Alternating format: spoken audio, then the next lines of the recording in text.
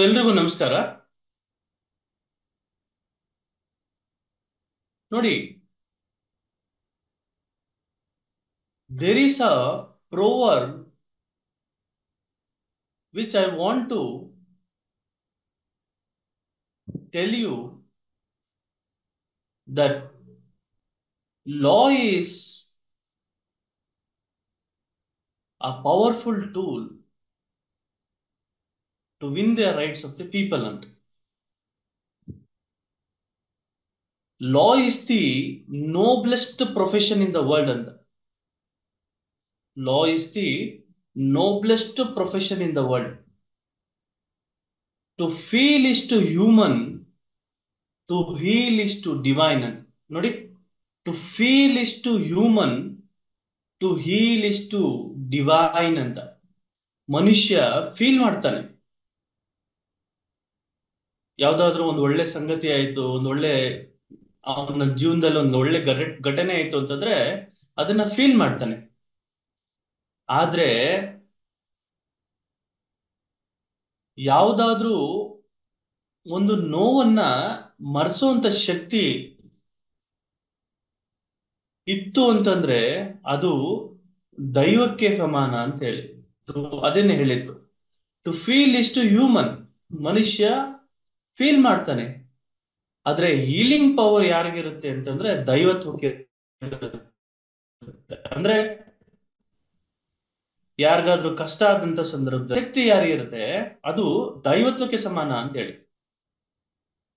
Law is such a profession having a power to heal the sufferings of a human being, in which they are entangled in the legal process ಅಂತ. ಕಾನೂನಿನ ಒಂದು ಚೌಕಟ್ಟಿನಲ್ಲಿ ಯಾವುದೋ ಒಂದು case, ಯಾವುದೋ ಒಂದು ಪ್ರಕರಣದಲ್ಲಿ ಸಿಲುಕ್ಬಿಟ್ಟಿದ್ದಂತ ಸಂದರ್ಭದಲ್ಲಿ ಲಾಯರ್ಸು ಮತ್ತು ಲಾ ಆ ವ್ಯಕ್ತಿಯ ಏನು ಸಮಸ್ಯೆ ಇದೆ ಅದನ್ನ ಪರಿಹಾರಗೊಳಿಸುತ್ತೆ. ಟು ಹೀಲ್ ಮಾಡುತ್ತೆ. ಅದನ್ನ ಗಾಯವನ್ನ ವಾಸಿ ಆಗುತ್ತಲ್ಲ, ಗಾಯ ವಾಸಿ ಆದಾಗ ಹೀಲ್ ಅಂತ ನಾವು ಕರಿತೀವಿ, ಹೀಲಿಂಗ್ ಪ್ರೋಸೆಸ್ ಅಂತ. ಅದೇ ರೀತಿಯಲ್ಲಿ ಕಾನೂನು ಸಹ ಮನುಷ್ಯನ ಸಫರಿಂಗ್ಸ್ ಅನ್ನ ಹೀಲ್ ಮಾಡುತ್ತೆ. ಈ ನಿಟ್ಟಿನಲ್ಲಿ ತಮ್ಗೆ ಒಂದು ಇಂಟ್ರೆಸ್ಟಿಂಗ್ ಒಂದು ವಿಡಿಯೋನ ತೋರಿಸ್ಲಿಕ್ಕೆ ನಾನು ಬಯಸ್ತೀನಿ.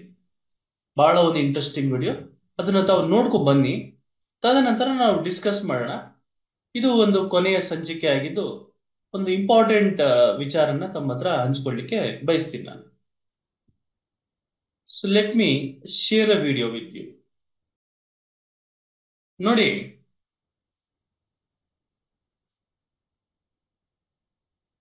ಕಾನೂನು ಎಷ್ಟೇ ಜಟಿಲವಾದ್ರೂ ಒಂದು ಅಂಶವನ್ನ ನಾವು ನೆನಪಲ್ಲಿಟ್ಕೋಬೇಕು. ಏನು ಅಂತಂದ್ರೆ, ಕಾನೂನು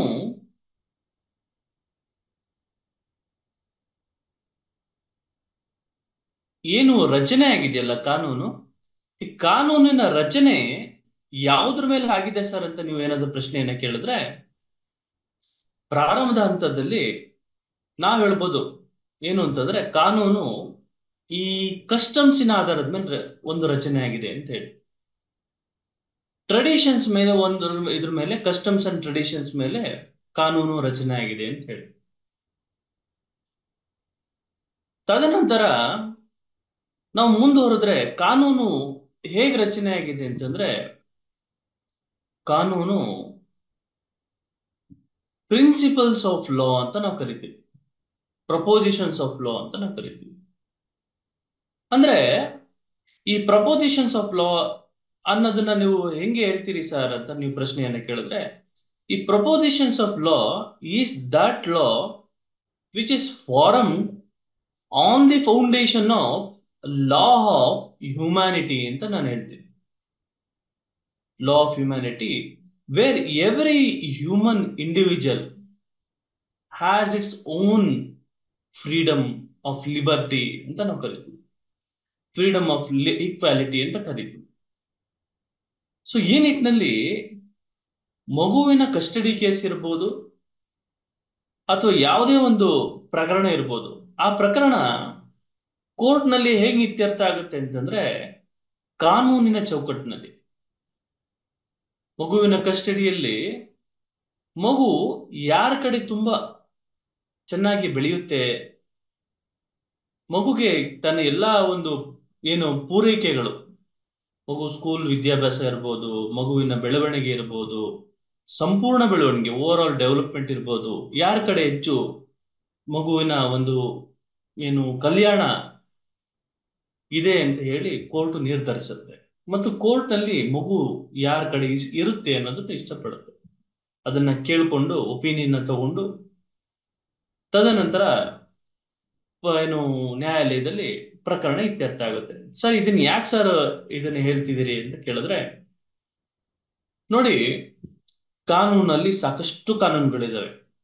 ಸಿವಿಲ್ ಕಾನೂನು, ಕ್ರಿಮಿನಲ್ ಕಾನೂನು, ಆಯ್ತಾ, ಏನು ಹ್ಯೂಮನ್ ರೈಟ್ಸ್ ಕಾನೂನು, ಎನ್ವಿರಾನ್ಮೆಂಟಲ್ ಕಾನೂನು, ಲೇಬರ್ ಕಾನೂನು. ಸೊ ಹೀಗೆ ಸಾಕಷ್ಟು ವಿಧವಾದಂತಹ ಬಗೆಯ ಕಾನೂನಿದ್ದು ವೈಯಕ್ತಿಕವಾದಂತಹ ಒಂದು ಹಕ್ಕಿಗೆ ಸಂಬಂಧಪಟ್ಟಂತಹ ಕಾನೂನು ಸಹ ಇದೆ. ಇದು ವೈಯಕ್ತಿಕ ಕಾನೂನು ಅಂತ ಹೇಳಿ, ಪರ್ಸನಲ್ ಲಾಸ್ ಅಂತ ಹೇಳಿ. ಈ ಪರ್ಸನಲ್ ಲಾಸ್ ಅಲ್ಲಿ ಮಗುವಿನ ವಿಚಾರ ಇರ್ಬೋದು, ಮದುವೆ ವಿಚಾರ ಇರ್ಬೋದು, ಮದುವೆ ಆದ ನಂತರ ಏನಾದ್ರೂ ಸರಿ ಬರಲಿಲ್ಲ ಅಂತ ಸಂದರ್ಭದಲ್ಲಿ ಗಂಡ ಹೆಂಡತಿ ನಡುವೆ ಡಿವೋರ್ಸ್ನ ವಿಚಾರದಲ್ಲಿ ಬರುವಂತದ್ದಿರ್ಬೋದು. ತದನಂತರ ಜೀವನಾಂಶದ ಪ್ರಶ್ನೆ ಉಂಟಾದಂತ ಸಂದರ್ಭದಲ್ಲಿ ಜೀವನಾಂಶವನ್ನ ಕೊಡುವಂಥದ್ದು ಇರ್ಬೋದು. ಸೊ ಹೀಗೆ ವೈಯಕ್ತಿಕ ಕಾನೂನು ಅಂತ ಹೇಳಿ ವೈಯಕ್ತಿಕ ಹಕ್ಕಿನ ವಿಚಾರವಾಗಿ ನಾವು ಪ್ರತ್ಯೇಕವಾಗಿ ಕೌಟುಂಬಿಕ ನ್ಯಾಯಾಲಯಗಳನ್ನ ಇತ್ತೀಚೆಗೆ ನೋಡ್ತಾ ಇದ್ದೀವಿ. ಸರ್ ನೀವು ಸಿವಿಲ್ ಕಾನೂನು ಬಗ್ಗೆ ಹೇಳಿದ್ರಿ, ಕ್ರಿಮಿನಲ್ ಕಾನೂನು ಬಗ್ಗೆ ಹೇಳಿದ್ರಿ, ಮತ್ತೆ ಕ್ರಿಮಿನಲ್ ಕೇಸ್ಗಳ ಬಗ್ಗೆ ಹೇಳಿದ್ರಿ, ಸಿವಿಲ್ ಕೇಸ್ಗಳು ಹೇಗೆ ನಡೆಯುತ್ತೆ ಅಂತ ಬಗ್ಗೆ ಹೇಳಿದ್ರಿ, ಇಂಜೆಕ್ಷನ್ ಅನ್ನ ಹೇಗೆ ತಗೊಳ್ಳೋದು ಅಂತ ಹೇಳಿದ್ರಿ, RTI ವಿಚಾರವಾಗಿ ಮಾತಾಡಿದ್ರಿ. ಸೊ ಇಷ್ಟೆಲ್ಲ ವಿಚಾರಗಳನ್ನ ತಾವು ತಿಳಿಸ್ಕೊಟ್ಟಿದ್ದೀರಿ. ಕೋರ್ಟ್ ನಲ್ಲಿ ಹೇಗೆ ತೀರ್ಮಾನವನ್ನ ಕೈಗೊಳ್ಳುವಂತ ಸಂದರ್ಭದಲ್ಲಿ ಯಾವೆಲ್ಲ ಅಂಶಗಳನ್ನ ನ್ಯಾಯಾಲಯ ಪರಿಗಣಿಸುತ್ತೆ ಅಂತ ಹೇಳಿದ್ರಿ. ಸೊ ಈ ನಿಟ್ಟಿನಲ್ಲಿ ವೈಯಕ್ತಿಕ ಕಾನೂನು ಅಂತ ಬಂದಾಗ ಕೋರ್ಟು ಯಾವ ರೀತಿಯಾದಂತಹ ನಿರ್ಧಾರವನ್ನ ಮಾಡ್ತದೆ ಅಂತ ಹೇಳಿ ನೋಡಿ. ಈ ನಿಟ್ಟಿನಲ್ಲಿ ತಮ್ಗೆ ಪ್ರಾರಂಭಿಕವಾಗಿ ಹೇಳುವಂತದ್ದು ಏನು ಅಂತಂದ್ರೆ, ಈ ಒಂದು ಮದುವೆ ಅಂತ ನಾವೇನ್ ಕರಿತೀವಿ, ಮ್ಯಾರೇಜ್ ಅಂತ ನಾವೇನ್ ಕರಿತೀವಿ, ಮ್ಯಾರೇಜ್ ಕೌಟುಂಬಿಕ ವ್ಯವಸ್ಥೆಯಲ್ಲಿ ಒಂದು marriage is a institution of a family ಅಂತೇಳಿ. To sustain a family, healthy family, marriage is very important. Sorry, the institution of marriage ಅಂತ ನಾವು ಕರಿತೀವಿ. ಇನ್ಸ್ಟಿಟ್ಯೂಷನ್ ಆಫ್ ಮ್ಯಾರೇಜ್ ಅದು ಒಂದು ಸಿಸ್ಟಮ್.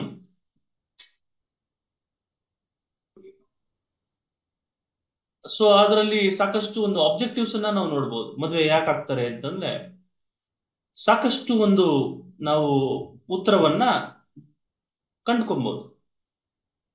ಈ ನಿಟ್ಟಿನಲ್ಲಿ for a peaceful life, for leading a peaceful life, marriage is also one of the institution ಅಂತ ಹೇಳಿ. For the procreation of the children, to meet the physical need of one individual, and at the same time for maintaining peace. ನೋಡಿ, mental peace ಅಂತ ಹೇಳಿ marriage is also one among the part, one among the factor ಅಂತ ಹೇಳಿ. So ಈ ನಿಟ್ಟಿನಲ್ಲಿ ಕಾನೂನು, ನೀವು ಈಗ CPC, CRPC, Indian evidence act ಅಥವಾ ಇನ್ನೊಂದು ಯಾವುದೋ ಒಂದು ಕಾಯ್ದೆ ನಿಟ್ಟಿನಲ್ಲಿ ಈ ಹಿಂದೂಗಳಿಗೆ ಸಪ್ರೇಟು, ಮುಸಲ್ಮಾನರಿಗೆ ಸಪ್ರೇಟು, ಕ್ರೈಸ್ತ ಧರ್ಮದವರಿಗೆ ಸಪ್ರೇಟು ಕಾನೂನು ನಾವು ನೋಡ್ಬೋದು. ಹಿಂದೂಗಳಲ್ಲಿ ಹಿಂದೂ ಮ್ಯಾರೇಜ್ ಆಕ್ಟ್ ಅಂತ ನಾವು ನೋಡ್ತೀವಿ. ಮುಸ್ಲಿಂಗಳಲ್ಲಿ dissolution of Muslim marriage act ಅಂತ ಒಂದು ಸಪ್ರೇಟ್ ಆಕ್ಟ್ ಇದೆ, ಅದನ್ನ ನೋಡ್ತೀವಿ.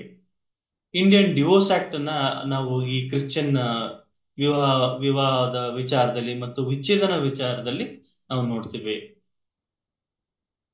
ಮತ್ತು ಈ ಆಸ್ತಿಯನ್ನ ಪಡ್ಕೊಳ್ಳೋ ನಿಟ್ಟಿನಲ್ಲಿ ಹಿಂದೂಗಳಲ್ಲಿ ಸಪರೇಟ್ ಕಾನೂನನ್ನ ನೋಡ್ತೀವಿ, ಮುಸ್ಲಿಮ್ಸ್ ಅಲ್ಲಿ ಸಪರೇಟ್ ಕಾನೂನನ್ನ ನೋಡ್ತೀವಿ, ಕ್ರಿಶ್ಚಿಯನ್ಸ್ ಧರ್ಮದಲ್ಲಿ ಸಪರೇಟ್ ಕಾನೂನನ್ನ ನೋಡ್ತೀವಿ. ಪ್ರಮುಖವಾಗಿರುವಂತಹ ಈ ಧರ್ಮಗಳು ವಿಚಾರದಲ್ಲಿ ನಾನು ಹೇಳ್ತಾ ಇದ್ದೀನಿ. ಸರ್, ಈ ಪರ್ಸನಲ್ ಲಾಸ್ ಅಲ್ಲಿ ಯಾಕೆ ಒಂದು ಸೆಂಟ್ರಲೈಸ್ಡ್ ಆಕ್ಟ್ ಮಾಡಿಲ್ಲ, ಯೂನಿಫಾರ್ಮ್ ಸಿವಿಲ್ ಕೋಡ್ ಅನ್ನು ಮಾಡಿಲ್ಲ ಅಂತಂದ್ರೆ, ನೋಡಿ, ಪರ್ಸನಲ್ ಲಾಸ್ ಅನ್ನ ಯಾಕೆ ಅದನ್ನ ನಾವು ಪರಿಗಣಿಸಬೇಕು, ಕೋರ್ಟ್ ಯಾಕೆ ಅದನ್ನು ಪರಿಗಣಿಸುತ್ತೆ ಅಂತಂದ್ರೆ, ನಮ್ಮದು ವೈವಿಧ್ಯವಾದಂತಹ ಒಂದು ದೇಶವಾಗಿದ್ದು ಪ್ರತಿ 300 ಕಿಲೋಮೀಟರ್ಗೆ ಒಂದು ಭಾಷೆ, ಒಂದು ಕಲ್ಚರ್ ನ ನೋಡ್ತೀವಿ. ಬೆಂಗಳೂರಿಂದ ಇಲ್ಲಿ ಆ, ಏನು ಶಿವಮೊಗ್ಗಕ್ಕೆ ಹೋಗುವಂತ ಸಂದರ್ಭದಲ್ಲಿ ಬೆಂಗಳೂರಿಂದ ಇಲ್ಲಿಂದ ದಾವಣಗೆರೆಗೆ ಹೋದ್ರೆ ದಾವಣಗೆರೆಯ ಕನ್ನಡನೇ ಬೇರೆ ಇರ್ತದೆ. ದಾವಣಗೆರೆಯಲ್ಲಿ ಅಡಿಗೆ ಮಾಡೋ ವಿಧಾನನೇ ಬೇರೆ ಇರುತ್ತೆ. ಸೊ ದಾವಣಗೆರೆಯಲ್ಲಿ ಏನು ಆ ಒಂದು ಕಲ್ಚರೇ ಬೇರೆ ಇರ್ತದೆ.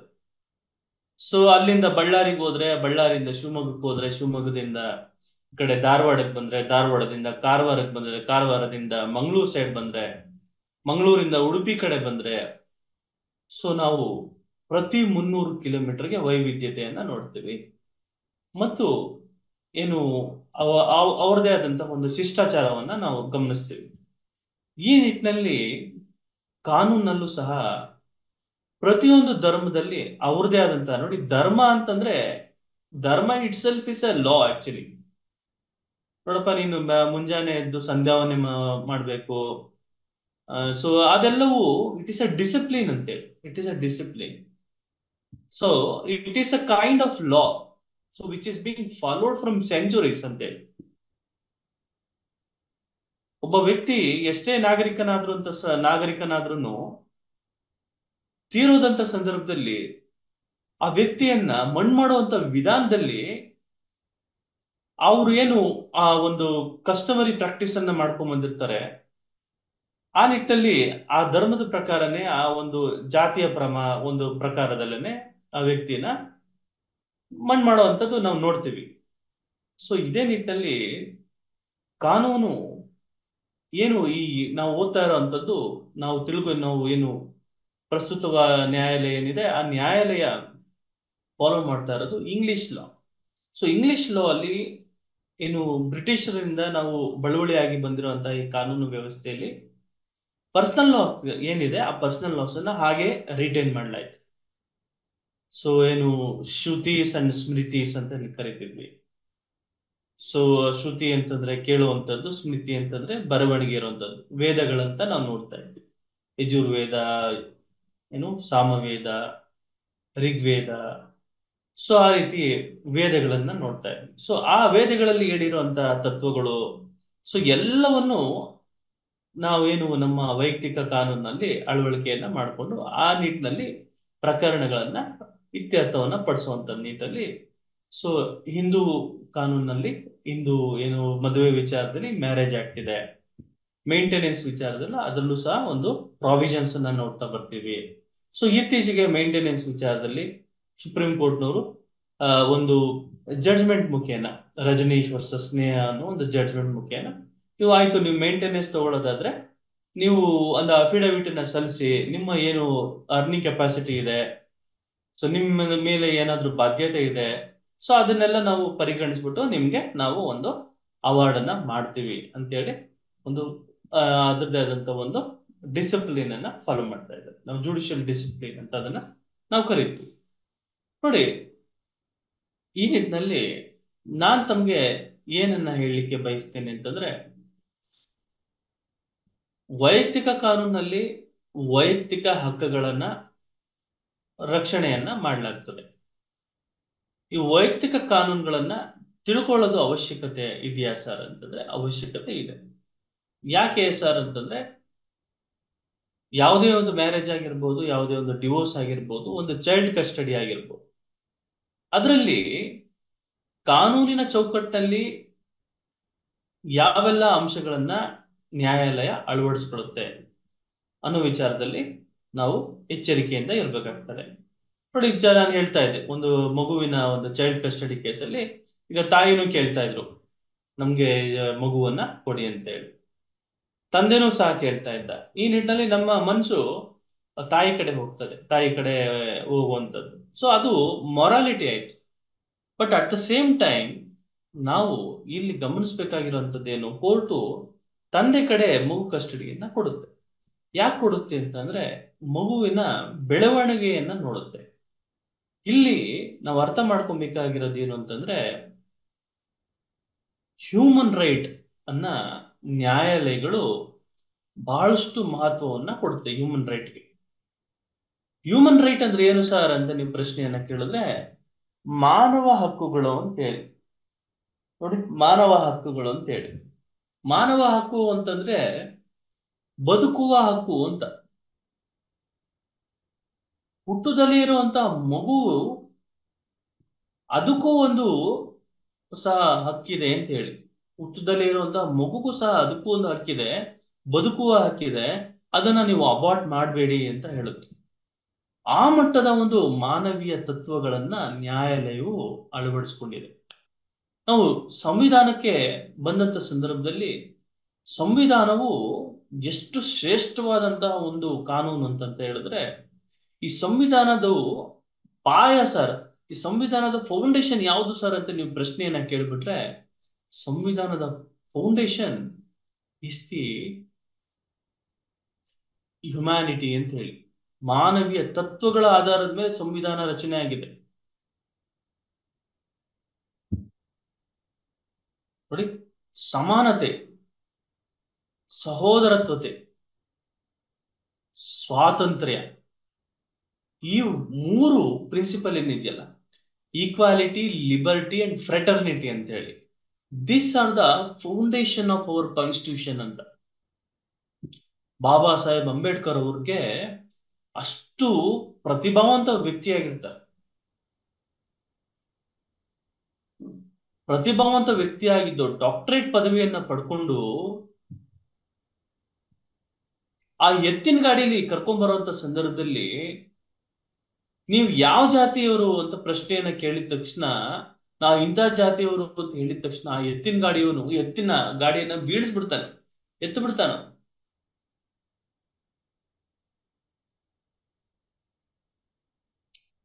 ಅವತ್ತು ಮಾನವೀಯ ಒಂದು ಮೌಲ್ಯಕ್ಕೆ ಪೆಟ್ಟು ಬೀಳುತ್ತೆ. ಈ ನಿಟ್ಟಿನಲ್ಲಿ ಬಾಬಾ ಸಾಹೇಬ್ ಅಂಬೇಡ್ಕರ್ ಅವರು ಈ ಮಾನವೀಯ ಹಕ್ಕುಗಳ ಬಗ್ಗೆ ಒಂದು ಕ್ರಾಂತಿಕಾರಿಯಾದಂತಹ ಒಂದು ಮನಸ್ಸನ್ನ ಇಟ್ಕೊಂಡು ಮನುಷ್ಯರನ್ನಾಗಿ ಟ್ರೀಟ್ ಮಾಡಬೇಕು ಅಂತ ಹೇಳಿ ಒಂದು ದೊಡ್ಡ ಹೋರಾಟವನ್ನೇ ಮಾಡ್ತಾರೆ. ಈ ನಿಟ್ಟಿನಲ್ಲಿ ನಮ್ಮ ಒಂದು ಸಮಾಜ ಏನಿದೆ ಅವ್ರಿಗೆ ನಾವು ಕೃತಜ್ಞತರಾಗಿರ್ಬೇಕು. ಇವತ್ತು ನಾವು ಚೆನ್ನಾಗಿದ್ದೀವಿ ಅನ್ನೋದಕ್ಕೆ ಕಾರಣ ನಮ್ಮಲ್ಲಿ ಯಾವುದೇ ತರ ಭೇದ ಭಾವ ಇಲ್ಲ, ಯಾವುದೇ ತರ ತಾರತಮ್ಯ ಇಲ್ಲ, ಎಲ್ಲರಿಗೂ ಮುಕ್ತವಾದಂತ ಅವಕಾಶ ಇದೆ ಬೆಳೆಯುವುದಕ್ಕೆ. ಎಲ್ಲವೂ ಸಾಧ್ಯವಾಗಿರೋದು ಸಂವಿಧಾನ. ನಾವು ತುಂಬಾ ಅದೃಷ್ಟವನ್ನ ಮಾಡಿದ್ದೀವಿ ಈ ಒಂದು ಸಂವಿಧಾನವನ್ನ ಪಡೆಯಲಿಕ್ಕೆ. ಈ ಸಂವಿಧಾನದ ಅಡಿಯಲ್ಲಿ ಬದುಕುವ ಹಕ್ಕು ನೋಡಿ, right to equality, right to freedom, right against exploitation ಅಂತ. ಯಾರಾದ್ರೂ ದೌರ್ಜನ್ಯ ಮಾಡಿದ್ರೆ ಅವರ ವಿರುದ್ಧ ಹೋರಾಟ ಮಾಡುವಂತ ಒಂದು ಹಕ್ಕು ಸಹ ನಮ್ಗಿದೆ.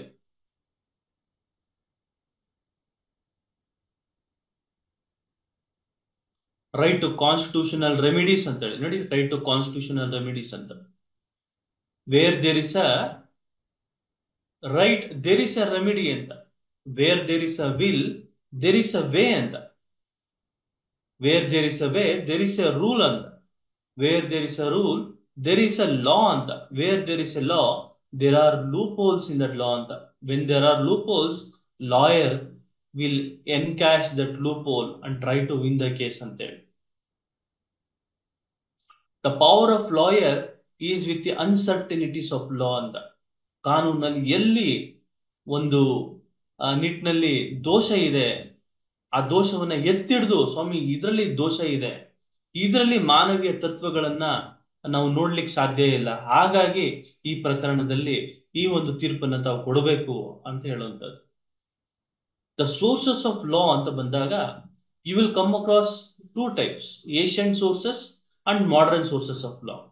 ಏಷಿಯಂಟ್ ಸೋರ್ಸಸ್ ನಿಮ್ಮ ವೇದಾಸ್, ಏನು ವೇದಗಳನ್ನ ನಾವು ನೋಡ್ತೀವಿ, ಅದೆಲ್ಲ ಒಂದು ಸೋರ್ಸಸ್ ಆಫ್ ಲಾ. ಕಾನೂನು ಹೇಗೆ ಬಂತು ಅದರಿಂದನೂ ಬಂತು. ಟ್ರೆಡಿಷನ್ಸ್, ಕಸ್ಟಮರಿ ಪ್ರಾಕ್ಟೀಸ್, ಇದೆಲ್ಲಿಂದನೂ ಕಾನೂನು ಮಾರ್ಪಾಟಾಗಿದೆ. ಈಗ ವೈಯಕ್ತಿಕ ಒಂದು ಕಾನೂನು ವಿಚಾರದಲ್ಲಿ, ಪರ್ಸನಲ್ ಲಾಸ್ ವಿಚಾರ. ಅಪಾರ್ಟ್ ಫ್ರಮ್ ದಟ್, ನ್ಯಾಯಾಲಯಗಳು ಕೊಡುವಂತ ತೀರ್ಪಿನಲ್ಲೂ ಸಹ ಕಾನೂನು ಬರ್ತದೆ. ಪ್ರತಿನಿತ್ಯ ಒಂದು ಕಾನೂನುಗಳನ್ನ ನಾವು ನೋಡ್ತಾ ಬಂದಿದ್ದೀವಿ. ಪ್ರತಿನಿತ್ಯ ಈ ಒಂದು ಕಾನೂನು ಸರಿ ಇಲ್ಲ, ಈಗ ಒಂದು ಕಾನೂನು ಕರೆಕ್ಟ್ ಆಗಿದೆ. ಸೊ ಯಾವುದೇ ಒಬ್ಬ ವ್ಯಕ್ತಿಯನ್ನು ಅರೆಸ್ಟ್ ಮಾಡುವಂತ ಸಂದರ್ಭದಲ್ಲಿ ಅವನ ಕೈಗೆ ಬೇಡಿ ಹಾಕಬಾರ್ದು, ಅವನನ್ನ ಸರಿಯಾಗಿ ನಿಟ್ಟಲ್ಲಿ ನೋಡ್ಕೋಬೇಕು, ಅವನಿಗೆ ಎಲ್ಲಾ ರೀತಿಯಾದಂತ ಸೌಲಭ್ಯಗಳನ್ನ ಕೊಡಬೇಕು, ಅವನನ್ನ ಮೆಡಿಕಲ್ ಚೆಕ್ಅಪ್ ಅನ್ನ ಮಾಡಬೇಕು, ಅವನಿಗೆ ಹೊಡಿಬಾರ್ದು, ಅವನ ಇಂಟ್ರಾಗೇಷನ್ ಮಾಡೋ ಸಂದರ್ಭದಲ್ಲಿ ಅವನು ಯಾರು ನಂಬ್ತಾನೆ ವಕೀಲ, ಅವನು ಸಹ ಅವನ ಜೊತೆಗೆ ಇರ್ಬೋದು, ಅವರು ತನ್ನ ಫ್ಯಾಮಿಲಿ ಜೊತೆ ಮಾತಾಡ್ಬೋದು, 3 ತಿಂಗಳಿಗೊಂದ್ಸಲಿ ಪೆರೋಲ್ ಅನ್ನ ಕೊಡ್ಬೇಕು, ಅವನು ಹೊರಗಡೆ ಹೋಗಿ ಮಾತಾಡ್ಬೇಕು. ಸೊ ಈ ನಿಟ್ಟಿನ ಅವನಿಗೂ ವಿದ್ಯಾಭ್ಯಾಸ ಕೊಡಬೇಕು ಅಂತ ನಾವು ಪ್ರಿಸನ್ ನಲ್ಲಿ, ಜೈಲಿನಲ್ಲಿ ಒಂದು ಲೈಬ್ರರಿಯನ್ನ ಇಟ್ಟಿದ್ದಾರೆ ನೋಡಿ, ಪ್ರಿಸನ್ ರಿಫಾರ್ಮ್ಸ್ ಅಂತ ಹೇಳಿ. ಥಿಯರೀಸ್ ಆಫ್ ಪನಿಷ್ಮೆಂಟ್ಸ್ ಅಲ್ಲಿ ರಿಫಾರ್ಮೇಟಿವ್ ಥಿಯರಿನ ನಮ್ಮ ಒಂದು ಜುಡಿಷಿಯಲ್ ಸಿಸ್ಟಮ್ ಅಕ್ಸೆಪ್ಟ್ ಮಾಡಿದೆ. ಸೊ ಓವರ್ ಆಲ್ ಆಗಿ ನಾನು ಏನ್ ತಮ್ಗೆ ಹೇಳ್ತಾ ಇದ್ದೀನಿ ಅಂತಂದ್ರೆ, ನಮ್ಮ ಒಂದು ಕಾನೂನು ಈ ಮಾನವೀಯ ಒಂದು ಅಂಶಗಳನ್ನ ತನ್ನ ಒಂದು ಪ್ರಕ್ರಿಯೆಯಲ್ಲಿ ಅಳವಡಿಸಿಕೊಂಡು ನ್ಯಾಯ ವಿಲೇವಾರಿಯನ್ನ ಮಾಡ್ತಾ ಇದೆ. ಸೊ ಇದೇ ನಿಟ್ಟಿನಲ್ಲಿ ಏನು ಎಷ್ಟು ಸಾಕಷ್ಟು ಪೆಂಡಿಂಗ್ ಕೇಸಸ್ ಏನಿದೆ, ಈ ನಿಟ್ಟಿನಲ್ಲಿ ನ್ಯಾಯಾಲಯಗಳು ಕೆಲಸ ಮಾಡ್ತಾ ಇದೆ ಸರ್, ನ್ಯಾಯಾಲಯಗಳು ಕೆಲಸ ಮಾಡ್ತಾ ಇದೆ. ಲಕ್ಷಾಂತರ ಕೇಸಸ್ ಕೋವಿಡ್ ಟೈಮ್ ನಲ್ಲೂ ಸಹ ಡಿಸ್ಪೋಸ್ ಅನ್ನ ನಾವು ನೋಡ್ತೀವಿ. ತಾವು ನ್ಯಾಷನಲ್ ಏನು ಜುಡಿಷಿಯಲ್ ಡೇಟಾ ಗ್ರಿಡ್ ಅನ್ನ ತಾವೇನಾದ್ರೂ ಆ ಒಂದು ವೆಬ್ಸೈಟ್ ಗೆ ಹೋಗಿ ನೋಡಿದ್ರೆ ಎಷ್ಟು ಕೇಸಸ್ ಏನು ಕೋವಿಡ್ ಟೈಮ್ ನಲ್ಲಿ ಕೇಸಸ್ ಅನ್ನ ಡಿಸ್ಪೋಸ್ ಮಾಡಿದ್ದಾರೆ, ಪ್ರತಿಯೊಂದು ಅನಾಲಿಸಿಸ್ ಮಾಡಲಾಗಿದೆ. ಸರ್ ಕಾನೂನೇ ಇಲ್ಲ ಸರ್, ಇದೆಲ್ಲ ಸುಳ್ಳು ಸರ್, ನ್ಯಾಯಾಲಯಗಳು ಇಲ್ಲ ಸರ್, ಇದೆಲ್ಲ ಸುಳ್ಳು ಸರ್, ನಮ್ಗೆ ನ್ಯಾಯ ಸಿಗುತ್ತೋ ಇಲ್ವೋ ಅದು ನಮ್ಗೆ ಗ್ಯಾರಂಟಿ ಇಲ್ಲ ಸರ್ ಅಂತ ಹೇಳಲಿಕ್ಕೆ ಆಗಲ್ಲ. ಯಾವುದೋ ಒಂದು ಸಣ್ಣ ಒಂದು 2-3 ಇನ್ಸಿಡೆಂಟ್ ಅಲ್ಲಿ ಅಂಶಗಳನ್ನ ತಗೊಂಡು ನಾವು ದೂರದ್ದು ತಪ್ಪಾಗ್ತದೆ. ನೋಡಿ ಉದಾಹರಣೆಗೆ ಒಂದು ಟ್ರಾಫಿಕ್ ಸಿಗ್ನಲ್ ಇದೆ, ಆ ಟ್ರಾಫಿಕ್ ಸಿಗ್ನಲ್ ಇಲ್ದಲೇ ಇದ್ರೆ ಎಷ್ಟು ಆಕ್ಸಿಡೆಂಟ್ ಆಗ್ತಾ ಇತ್ತು.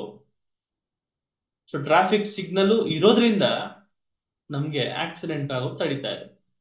ಕಾನೂನೇ ಇಲ್ಲ ಸರ್ ಅಂತ ಹೇಳೋದು ತಪ್ಪಾಗ್ತದೆ, ಕಾನೂನು ಇದೆ. ನೋಡಿ ಈ ನಿಟ್ಟಿನಲ್ಲಿ ಕಾನೂನಿನ ಶಿಕ್ಷಣನೂ ಸಹ ಬಹಳ ಒಂದು ಪ್ರಮುಖವಾಗಿರ್ತದೆ. ಒಂದು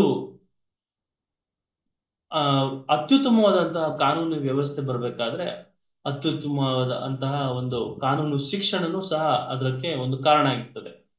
ಈ ನಿಟ್ಟಿನಲ್ಲಿ ಕಾನೂನು ಶಿಕ್ಷಣದಲ್ಲೂ ಸಾಕಷ್ಟು ಕ್ರಾಂತಿಕಾರಿಯಾದಂತಹ ಒಂದು ಬೆಳವಣಿಗೆ ಇತ್ತೀಚಿನ ದಿನಗಳಲ್ಲಿ ಆಗಿದೆ.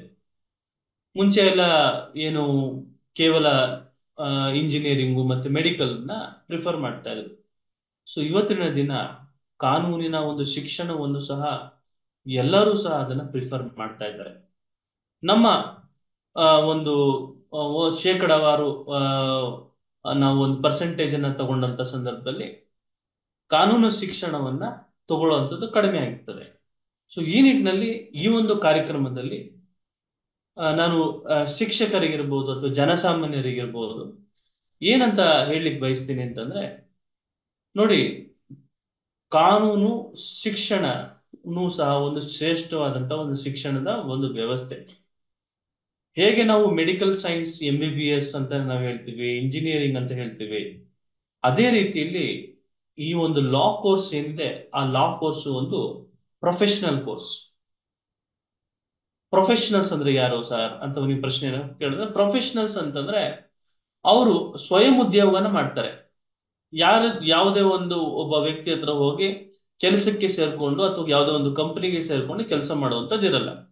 ಅವನಿಗೆ ಆ ವೃತ್ತಿಯನ್ನ ಕಲಿಸ್ಕೊಟ್ಟಂತ ಸಂದರ್ಭದಲ್ಲಿ ಆ ವೃತ್ತಿಯನ್ನ ಪ್ರಾಕ್ಟೀಸ್ ಮಾಡ್ತಾ ಹೋಗ್ತಾನೆ. ಅದೇ ನಿಟ್ಟಿನಲ್ಲಿ ಕಾನೂನು ಸಹ ಒಂದು ವೃತ್ತಿಯಾಗಿ ಇರ್ತದೆ. ಸೊ ಈ ಒಂದು ಕಾನೂನು ಶಿಕ್ಷಣದಲ್ಲಿ 3 years LLB ಇದೆ, 5 years LLB ನ ನೋಡ್ತೀವಿ. 5 years LLB +2 ಆದ ನಂತರ, ಅಂದ್ರೆ PUC ಆದ ನಂತರ 5 ವರ್ಷ ನಾವು ನೋಡ್ತೀವಿ. ಡಿಗ್ರಿ ಆದ ನಂತರ ನಾವು 3 ವರ್ಷದ ಕೋರ್ಸ್ ಅನ್ನ ನಾವು ನೋಡ್ತೀವಿ. ಇದರಲ್ಲೂ ಶ್ರೇಷ್ಠವಾದಂತಹ ಕಾನೂನು ಕಾಲೇಜುಗಳಿದಾವೆ ಅಂತಂದ್ರೆ ಹೌದು, ಶ್ರೇಷ್ಠವಾದಂತಹ ಕಾನೂನು ಕಾಲೇಜುಗಳಿದಾವೆ. ಇಂಜಿನಿಯರಿಂಗ್ ಅಲ್ಲಿ ನಾವು ಹೇಗೆ ಇಂಡಿಯನ್ ಇನ್ಸ್ಟಿಟ್ಯೂಟ್ ಆಫ್ ಟೆಕ್ನಾಲಜಿ ಅಂತ ನಾವು ನೋಡ್ತೀವಿ, IITs ಅಂತ ನೋಡ್ತೀವಿ, ಹಾಗೇನೆ ಅಥವಾ ಈ ಮೆಡಿಕಲಿನಲ್ಲಿ ನಾವು ಹೇಗೆ ಏಮ್ಸ್ ಅಂತ ನಾವು ನೋಡ್ತೀವಿ, ಏಮ್ಸ್ ಅಂತ ಹೇಳಿ, ಅದೇ ರೀತಿಯಲ್ಲಿ ಕಾನೂನಲ್ಲೂ ಸಹ ಒಂದು ದೊಡ್ಡ ಮಟ್ಟದ ಕಾಲೇಜ್ಗಳು, ಲಾ ಕಾಲೇಜ್ಗಳು ಇದ್ದಾವೆ, ಲಾ ಯೂನಿವರ್ಸಿಟಿಗಳಿದ್ದಾವೆ, ನ್ಯಾಷನಲ್ ಲಾ ಯೂನಿವರ್ಸಿಟೀಸ್ ಅಂತ ಕರಿತೀವಿ. ಈ IITs ಅಲ್ಲಿ ಹೇಗೆ ಓದಂತ ಸಂದರ್ಭದಲ್ಲಿ ಪ್ಯಾಕೇಜ್ ಅನ್ನ ನಾವು ನೋಡ್ತೀವಿ, 14 ಲಕ್ಷದ ಪ್ಯಾಕೇಜ್ ಅನ್ನು ನೋಡ್ತೀವಿ, 18 ಲಕ್ಷ, 40 ಲಕ್ಷ ಪ್ಯಾಕೇಜ್ ಅನ್ನು ನೋಡ್ತೀವಿ. ಅದೇ ರೀತಿಯಾದಂತಹ ಪ್ಯಾಕೇಜ್ ಸಿಸ್ಟಮ್ ಸಹ ಕಾನೂನಿನಲ್ಲಿ ಇದೆ. ಅದು ರಾಷ್ಟ್ರೀಯ ಒಂದು ಕಾನೂನು ವಿಶ್ವವಿದ್ಯಾನಿಲಯದಲ್ಲಿ ಓದಂತ ಸಂದರ್ಭದಲ್ಲಿ ತಮಗೆ ಅದು ಅವಕಾಶ ಸಿಗ್ತದೆ. PUC ಆದ ನಂತರ ಏನು ಕ್ಲಾಟ್ ಎಕ್ಸಾಮಿನೇಷನ್ ಅಂತೇಳಿ, ಕಾಮನ್ ಲಾ ಅಡ್ಮಿಷನ್ ಟೆಸ್ಟ್ ಅಂತೇಳಿ, ಸೊ ಅದನ್ನ ತಾವು ತಗೊಂಡಂತ ಸಂದರ್ಭದಲ್ಲಿ ಮಕ್ಕಳು ಏನು PUC ಓದಿರೋಂಥ ಮಕ್ಕಳು ಅದನ್ನು ತಗೊಂಡಂತ ಸಂದರ್ಭದಲ್ಲಿ ಅದರಲ್ಲಿ ಸೆಲೆಕ್ಷನ್ ಆದಂತ ಸಂದರ್ಭದಲ್ಲಿ ಟಾಪ್ ಒಂದು 10 ನ್ಯಾಷನಲ್ ಲಾ ಯೂನಿವರ್ಸಿಟಿಲಿ ಅವ್ರಿಗೆ ಏನು ಸಿಕ್ಕದ ಅಂತ ಸಂದರ್ಭದಲ್ಲಿ ಅಲ್ಲಿ ಅವರು ವಿದ್ಯಾಭ್ಯಾಸನ ಮಾಡ್ತಾರೆ. ಗ್ಲೋಬಲ್ ಲೆವೆಲ್ ಅಲ್ಲಿ ಒಂದು ಎಕ್ಸ್ಪೋಜರ್ಸ್ ಅನ್ನ ಕೊಡ್ತಾರೆ. ಈಗ ಈಗ ಏನು IIT-ಯಲ್ಲಿ ಓದಂತ ಸಂದರ್ಭದಲ್ಲಿ ಹೇಗೆ ಕ್ಯಾಂಪಸ್ ಪ್ಲೇಸ್ಮೆಂಟ್ ಅಂತ ಆಗ್ತದೆ, ಅದೇ ರೀತಿಯಲ್ಲಿ ಲಾ ಕಾಲೇಜಲ್ಲೂ ಇತ್ತೀಚೆಗೆ ಕ್ಯಾಂಪಸ್ ಪ್ಲೇಸ್ಮೆಂಟ್ಸ್ ಆಗುವಂಥದ್ದು, ಇಂಟರ್ನ್ಶಿಪ್ಸ್ ಒಂದು ಆಪರ್ಚುನಿಟಿಗಳನ್ನ ಕೊಡ್ತಾ ಇರೋಂಥದ್ದು. ಸೊ ಕೇವಲ ಬರೀ ಲಾಯರ್ ಆಗ್ತಾನೆ ಸರ್ ಅಂತಂದ್ರೆ ಕೇವಲ ಲಾಯರ್ ಅಂತಲ್ಲ, ಇತ್ತೀಚಿನ ದಿನಗಳಲ್ಲಿ ನ್ಯಾಯಾಧೀಶರಾಗುವಂತ ಅವಕಾಶಗಳು ಹೆಚ್ಚು ನಾವು ನೋಡ್ತಾ ಇದ್ದೀವಿ. ಸೊ ಏನು ನ್ಯಾಯಾಧೀಶರಾಗುವಂತ ಒಂದು ಸಂದರ್ಭ ತುಂಬಾ ದೊಡ್ಡ ಮಟ್ಟದ ಒಂದು ಹುದ್ದೆ ಆಗಿರ್ತದೆ. ಅದು ಒಬ್ಬ ಬ್ಯಾಂಕ್ ಮ್ಯಾನೇಜರ್ಗಿಂತ ಸೋಷಿಯಲ್ ಸ್ಟೇಟಸ್ ವಿಚಾರದಲ್ಲಿ ಒಬ್ಬ ನ್ಯಾಯಾಧೀಶನ ಒಂದು ಏನು ಆ ಪೊಸಿಷನ್ ಏನಿರುತ್ತೆ, ತುಂಬಾ ದೊಡ್ಡ ಮಟ್ಟದಾದಂತಹ ಪೊಸಿಷನ್ ಇರ್ತದೆ. ಸರಿಯಾದ ಎಲ್ಲ ತುಂಬಾ ಗೌರವಯುತವಾದಂತ ಒಂದು ತುಂಬಾ ಲೈಫ್ ಸೆಟ್ಲ್ ಆಗುವಂತದ್ದಿದೆ. ಸೊ ಅದರ ನಂತರ ಪಬ್ಲಿಕ್ ಪ್ರಾಸಿಕ್ಯೂಟರ್ಸ್ ಆಗ್ಬೋದು, ಮತ್ತೆ ಕಂಪನಿಗಳಲ್ಲಿ ಲೀಗಲ್ ಅಡ್ವೈಸರ್ಸ್ ಅಂತ ತಗೋತಾರೆ. ನೀವು ಯಾವುದೇ ಸರ್ಕಾರಿ ಇಲಾಖೆಗಳನ್ನ ನೀವು ತಗೊಂಡ್ರು, ಎಲ್ಲಾ ಸರ್ಕಾರಿ ಇಲಾಖೆಗಳಿಗೂ ಸಹ ಒಬ್ಬ ವಕೀಲಾಗಿ ಒಂದು ಲೀಗಲ್ ಸೆಕ್ಷನ್ ಇರ್ತದೆ. ಆ ಲೀಗಲ್ ಸೆಕ್ಷನ್ ಅಲ್ಲಿ ಲೀಗಲ್ ಮ್ಯಾನೇಜರ್ ಆಗಿ ಅಥವಾ ಲೀಗಲ್ ಹೆಡ್ಗಳನ್ನಾಗಿ ತಗೊಳ್ಳುವಂಥದ್ದು ನಾವು ನೋಡ್ತೀವಿ.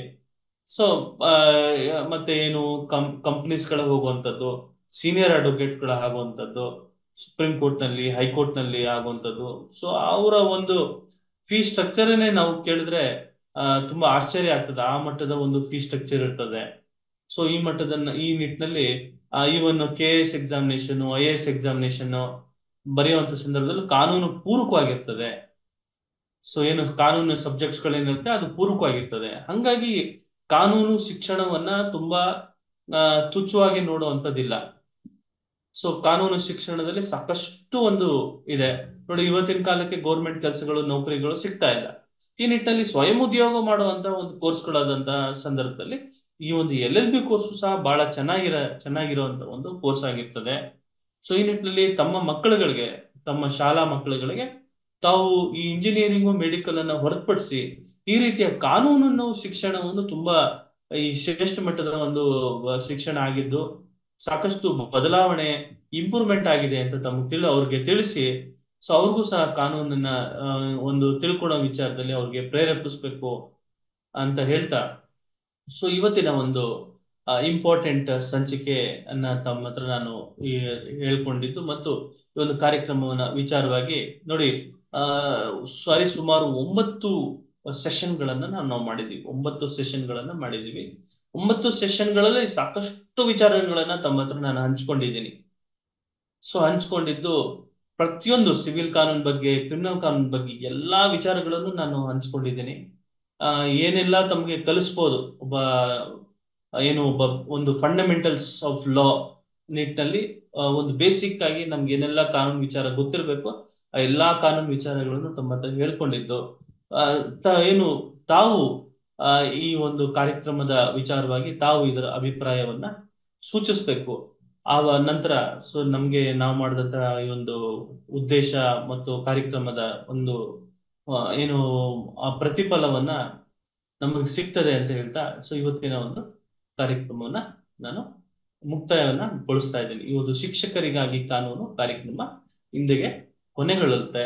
ಆದ್ರೆ ಕಾನೂನು ಕಲಿಕೆ ಅನ್ನೋದು ಸಾಕಷ್ಟು ಇರೋದ್ರಿಂದ ನೋಡಿ, ಲಾ ಇಸ್ ಅ ಓಷನ್, ಎಲ್ಲ ತಿಳ್ಕೊಳ್ಳಿಕ್ ಸಾಧ್ಯ ಇಲ್ಲ ಅದು. ಹಾಗಾಗಿ ನಾವ್ ಏನಂತ ಕರಿತೀವಿ, ಇದು ಲಾ ಪ್ರಾಕ್ಟೀಸ್ ಅಂತ ಕರಿತೀವಿ. ಈಗ ಮೆಡಿಕಲ್ ಹೋದ್ರೆ ಅವ್ರ ಮೆಡಿಕಲ್ ಪ್ರಾಕ್ಟೀಸ್ ಅಂತ. ಸೊ ಪ್ರತಿಯೊಂದು ಅದನ್ನ ರಿಸರ್ಚ್ ಮಾಡುವಂಥದ್ದು ಬರ್ತಾ ಇರುತ್ತೆ. ಸೊ ಕಾನೂನು ಅಷ್ಟೇನೆ, ಪ್ರತಿನಿತ್ಯ ಚೇಂಜ್ ಆಗ್ತಾ ಇರುತ್ತೆ. ಕೋರ್ಟ್ ಅಲ್ಲಿ ಪ್ರತಿನಿತ್ಯ ಅದ್ರ ಮೇಲೆ ವ್ಯಾಖ್ಯಾನ ಬದಲಾಗ್ತಾ ಇರುತ್ತೆ. ಅದನ್ನ ಕಲಿತಾ ಇರ್ಬೇಕಾಗತ್ತೆ. ಸೊ ಹಾಗಾಗಿ ಪ್ರಪಂಚದಲ್ಲಿ ಯಾವ್ದು ಸರ್ ಎಲ್ಲ ಶ್ರೇಷ್ಠವಾದಂತ ಪ್ರೊಫೆಷನ್ ಅಂತ ಕೇಳಿದ್ರೆ, ಒಂದು ಮೆಡಿಕಲ್ ಪ್ರೊಫೆಷನ್ ಶ್ರೇಷ್ಠವಾದಂಥದ್ದು ಮತ್ತು ಕಾನೂನು ಪ್ರೊಫೆಷನ್ ಶ್ರೇಷ್ಠವಾದಂಥದ್ದು. ಸೊ ಎಲ್ಲೂ ಸಹ ನೀವು ಇದನ್ನ ನೋಡೋಕ್ಕಿಲ್ಲ, ಈ ಒಂದು ಅಂಶವನ್ನ ನೋಡಲ್ಲ. ಯಾವುದೇ ಒಬ್ಬ ವ್ಯಕ್ತಿಯನ್ನ ಸೂಚಿಸ್ಬೇಕಾದ್ರೆ ಲರ್ನಡ್ ಅಂತ ಕರೀತಾರೆ. ಸೊ ಲರ್ನಡ್ ಅಂತಂದ್ರೆ ತಿಳ್ಕೊಂಡಿರೋಂಥವ್ರು, ಪ್ರಜ್ಞಾವಂತರಾದಂಥವ್ರು. ಸೊ ಇಲ್ಲಿ ಲರ್ನಡ್ ಕೌನ್ಸಿಲ್ಸ್ ಅಂತ ಸಂಬೋಧಿಸ್ತಾರೆ ನಮ್ಮ ಒಂದು ಕಾನೂನು ಕ್ಷೇತ್ರದಲ್ಲಿ. ಸೊ ಯಾಕೆ ಅಂತಂದ್ರೆ ಪ್ರತಿನಿತ್ಯ ಓದುವಂಥದ್ದು, ಪ್ರತಿನಿತ್ಯ ಜ್ಞಾನಾರ್ಜನೆಯಲ್ಲಿ ತೊಡಗುವಂಥದ್ದು ಎಲ್ಲ ಇರ್ತದೆ ಈ ಒಂದು ಪ್ರೊಫೆಷನ್ ಅಲ್ಲಿ. ಸೊ ಹಾಗಾಗಿ ಈ ಒಂದು ಕಾನೂನು ಕಲಿಕೆ ನಿಟ್ಟಿನಲ್ಲಿ ಸೊ ತಾವೆಲ್ಲರೂ ಭಾಗಿಯಾಗಿದ್ದು ಸಾಕಷ್ಟು ವಿಚಾರಗಳನ್ನ ಕಲ್ತ್ಕೊಂಡ್ರಿ. ಸೊ ಇದರಿಂದ ಸಾಕಷ್ಟು ಪ್ರಯೋಜನ ಆಯ್ತು ಅಂತ ನಾನು ಭಾವಿಸ್ತಾ ಈ ಒಂದು ಕಾರ್ಯಕ್ರಮವನ್ನ ತಿಳಿಸ್ತಾ ಇದ್ದೀನಿ. ನಮಸ್ಕಾರ. ಸೊ ತಮ್ಮ ಅಭಿಪ್ರಾಯಗಳನ್ನ ಯಾರಾದ್ರೂ ಸೂಚಿಸೋರಿದ್ರೆ ದಯವಿಟ್ಟು ಹೇಳಿ. Good evening, sir. This meeting Good is evening. being recorded. ಈ ಒಂದು Thank you. ಶಿಕ್ಷಕರಿಗಾಗಿ ಕಾನೂನು ಏನು 9 ದಿನದ ಒಂದು ಕಾನೂನು ಕಾರ್ಯಾಗಾರವನ್ನ ನಾವು ಮಾಡಿದ್ದು. ಈ ಕಾನೂನು ಕಾರ್ಯಾಗಾರ ಹೇಗೆ ಒಂದು ನಿಟ್ಟಿನಲ್ಲಿ ಇದರಿಂದ ಪ್ರಯೋಜನ ಆಯ್ತು ಅಂತ ತಾವು ಹೇಳಿ madam. Yes, sir. So, thank you for good evening, everybody. So, thank you for today's session, sir. You told us how important it is to choose a career. ತಮ್ಮ ಪರಿಚಯ ಮಾಡ್ಕೊಳ್ಳಿ ಮೇಡಮ್. So, ನನ್ನ ಹೆಸರು ಸಂಧ್ಯಾ, ನಾನು LLM ಸ್ಟೂಡೆಂಟ್ ಸರ್. ಹಾ sir. Sir ಇವತ್ತು ಕ್ಲಾಸ್ಗೆ ತುಂಬಾ ಥ್ಯಾಂಕ್ಸ್ ಸರ್. ಒಂದು ಕರಿಯರ್ನ ಚೂಸ್ ಮಾಡೋದು ಎಷ್ಟು ಇಂಪಾರ್ಟೆಂಟ್ ಅಂತ ಹೇಳಿದ್ರಿ. ಸರ್ ಕೇಳಿಸ್ತಿದ್ಯಾ ಸರ್? ಕೇಳಿಸ್ತಾ ಇದೆ ಮೇಡಮ್, ಹೇಳಿ. ಹಾ. So I thank you, sir, for conducting such an informative series of sessions, which is law for teachers, which was not only useful for teachers, but also for students like me and general public. It is very important as a citizen of the country to know laws. Sir has covered all fundamental topics. Please ಕನ್ನಡದಲ್ಲೇ ಮಾತಾಡಿ madam, ಕನ್ನಡದಲ್ಲಿ ಮಾತಾಡಿ. ನಿಮ್ಗೆ ಯಾವ ತರ ಕನ್ನಡ ಬರುತ್ತೋ ಆ ರೀತಿ ಕನ್ನಡದಲ್ಲಿ ಮಾತಾಡಿ ಮೇಡಮ್. ಹಾ ಸರ್. ಸರ್ ಇದು ಎಷ್ಟು ಸೀರೀಸ್ ಆಫ್ ಸೆಷನ್ ಮಾಡಿದ ಎಷ್ಟು ಯೂಸ್ಫುಲ್ ಆಗಿದೆ ಅಂದ್ರೆ ಸರ್, ಬರೀ ಟೀಚರ್ಸ್ಗಲ್ಲ, ಜನರಲ್ ಪಬ್ಲಿಕ್ ಮತ್ತೆ ಸ್ಟೂಡೆಂಟ್, ನಂತರ ಸ್ಟೂಡೆಂಟ್ ಕೂಡ ಯೂಸ್ ಆಗಿದೆ ಸರ್. ಆಮೇಲೆ ನೀವು ಎಲ್ಲಾ ಆಸ್ಪೆಕ್ಟ್ಸ್, ಫಂಡಮೆಂಟಲ್ ಆಸ್ಪೆಕ್ಟ್ಸ್, ಯಾವುದು ಸ್ಟೂಡೆಂಟ್ಸ್ ಅಥವಾ ಒಂದು ಸಿಟಿಸನ್ ಆಗಿ, ಒಂದು ನಾಗರಿಕನಾಗಿ ನನ್ಗೆ ಏನ್ ಗೊತ್ತಿರ್ಬೇಕು, ಈ ಕಂಟ್ರಿಯಲ್ಲಿ ನಾನು ಇದೀನಿ ಅಂತ ತಿಳಿಸ್ಕೊಟ್ಟಿದ್ದೀರಾ sir. For example right to information ಆಗಿರ್ಬೋದು, ತುಂಬಾ ಚೆನ್ನಾಗಿತ್ತು ಸರ್ ಆ ಸೆಷನ್.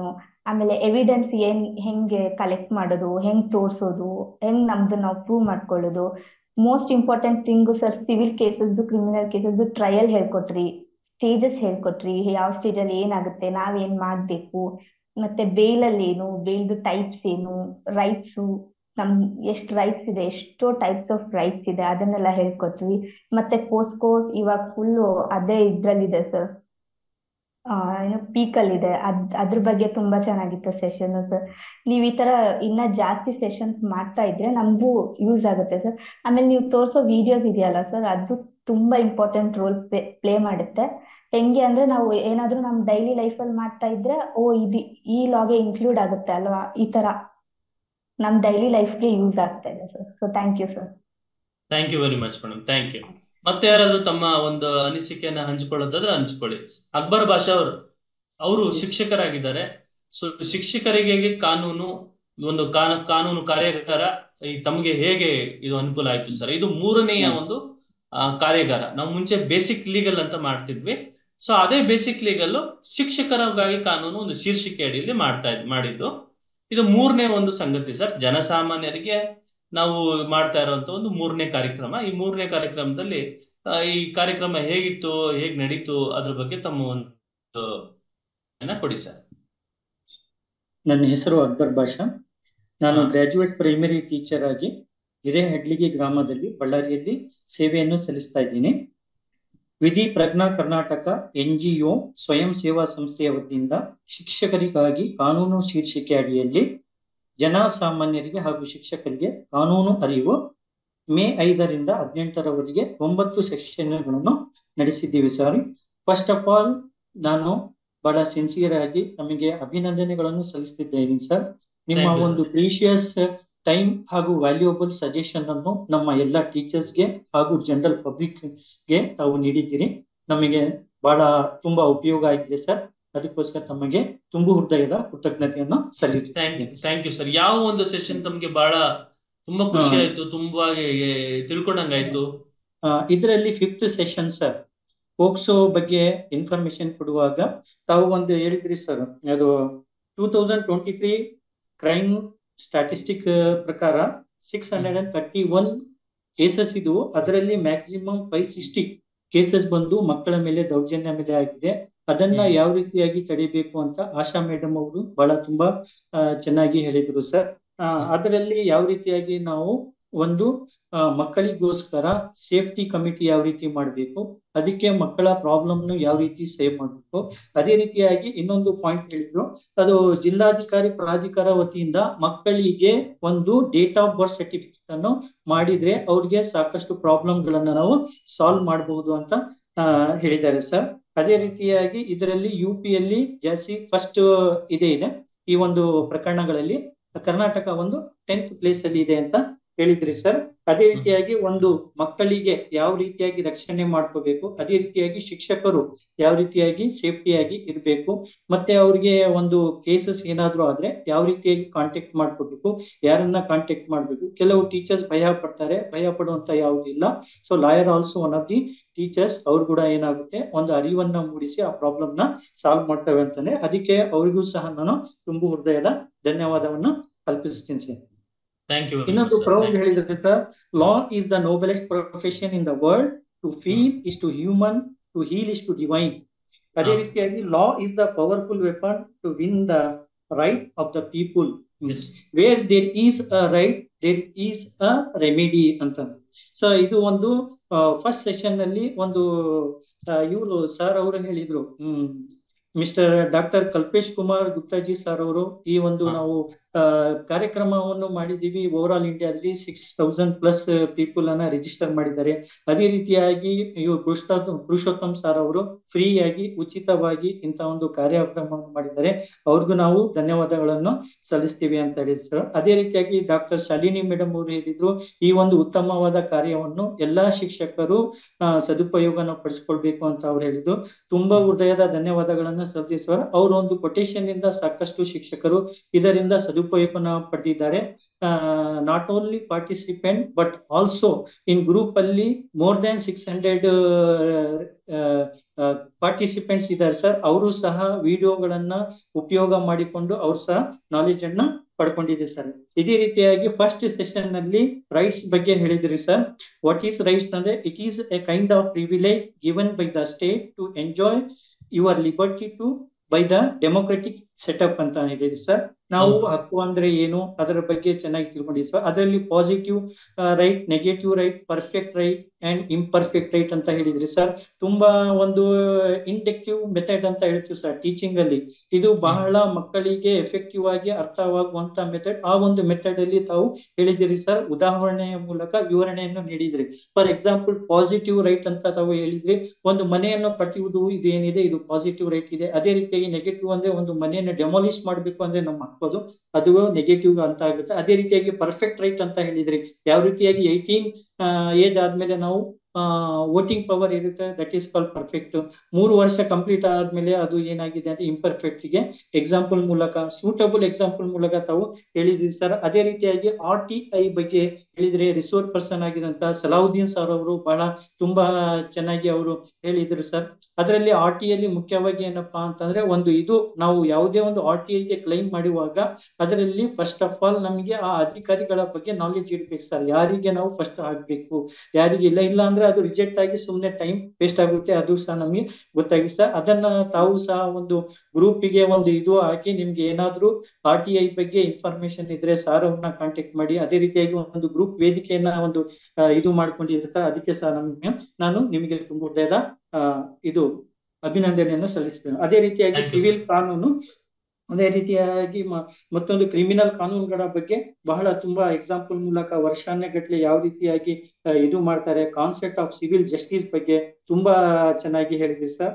ಅದೇ ರೀತಿಯಾಗಿ ಕೋರ್ಟ್ ಕಲಾಪಗಳು, the objective of the law is to obtain the social justice ಅಂತ ಗೊತ್ತಾಯ್ತು ಸರ್. ಅದೇ ರೀತಿಯಾಗಿ ಕನ್ಸ್ಯೂಮರ್ ಲಾ ಬಗ್ಗೆ ಬಹಳ ತುಂಬಾವಾಗಿ ಎಕ್ಸಾಂಪಲ್ ಮೂಲಕ ಹೇಳಿದಿರಿ. ಒಬ್ಬ ಕಪ್ಪು ಇದ್ರೆ ಅವನು ಬಿಳಿ ಯಾವ ರೀತಿ ಆಗ್ತಾನೆ ಅಂತ ಅವನು ಯೋಚನೆ ಮಾಡ್ತಾನೆ. ಅದೇ ರೀತಿಯಾಗಿ ಬೆಳ್ಳಗಿದ್ದವರನ್ನ ಇದು ಮಾಡ್ತಾರೆ. ಅದೇ ರೀತಿಯಾಗಿ ದಪ್ಪ ಇದ್ದಿದ್ದವರು ನಾವು ಸಣ್ಣ ಯಾವ ರೀತಿ ಆಗ್ಬೇಕು ಅಂತ, ಅಂದ್ರೆ ನಮ್ಮಲ್ಲಿ ಯಾವುದು ಇಲ್ಲ ಅದರ ಬಗ್ಗೆ ನಾವು ಯೋಚನೆ ಮಾಡ್ತೀವಿ ಹೊರತು ನಮ್ ಇದ್ದಿದ್ರಲ್ಲಿ ಸ್ಯಾಟಿಸ್ಫ್ಯಾಕ್ಷನ್ ಆಗಲ್ಲ ಅಂತ ಬಹಳ ತುಂಬಾ ಚೆನ್ನಾಗಿ ಹೇಳಿದ್ರು ಸರ್. ಅದೇ ರೀತಿಯಾಗಿ ಪ್ರಾಪರ್ಟಿ ಬಗ್ಗೆ ಹೇಳಿದ್ರಿ, ಖರೀದಿಸುವಾಗ ಯಾವ ಎಚ್ಚರಿಕೆಯನ್ನ ವಹಿಸ್ಬೇಕು. ಆಮೇಲೆ ಇದು ಮಾರ್ಗೇಜ್ ಬಗ್ಗೆ, ಲೀಸ್ ಬಗ್ಗೆ, ಅದೇ ರೀತಿಯಾಗಿ ರೆಂಟ್, ಗಿಫ್ಟ್, ವಿಲ್ ಬಗ್ಗೆ, ಪರ್ಚೇಸ್ ಯಾವ ರೀತಿ ಮಾಡಬೇಕು, ರಿಜಿಸ್ಟರ್, ಓನರ್ಶಿಪ್ ಬಗ್ಗೆ ತುಂಬಾ ಚೆನ್ನಾಗಿ ಹೇಳಿದ್ರು ಸರ್. ಅದ್ರ ನಾಲೆಡ್ಜ್ ಸರ್ ನಮ್ಗೆ ತುಂಬಾ ಹೆಲ್ಪ್ ಆಯ್ತು ಸರ್. ಅದೇ ರೀತಿಯಾಗಿ ಗ್ರಾಹಕರ ಕನ್ಸ್ಯೂಮರ್ ಬಗ್ಗೆ ಹೇಳಿದಿರಿ ಸರ್.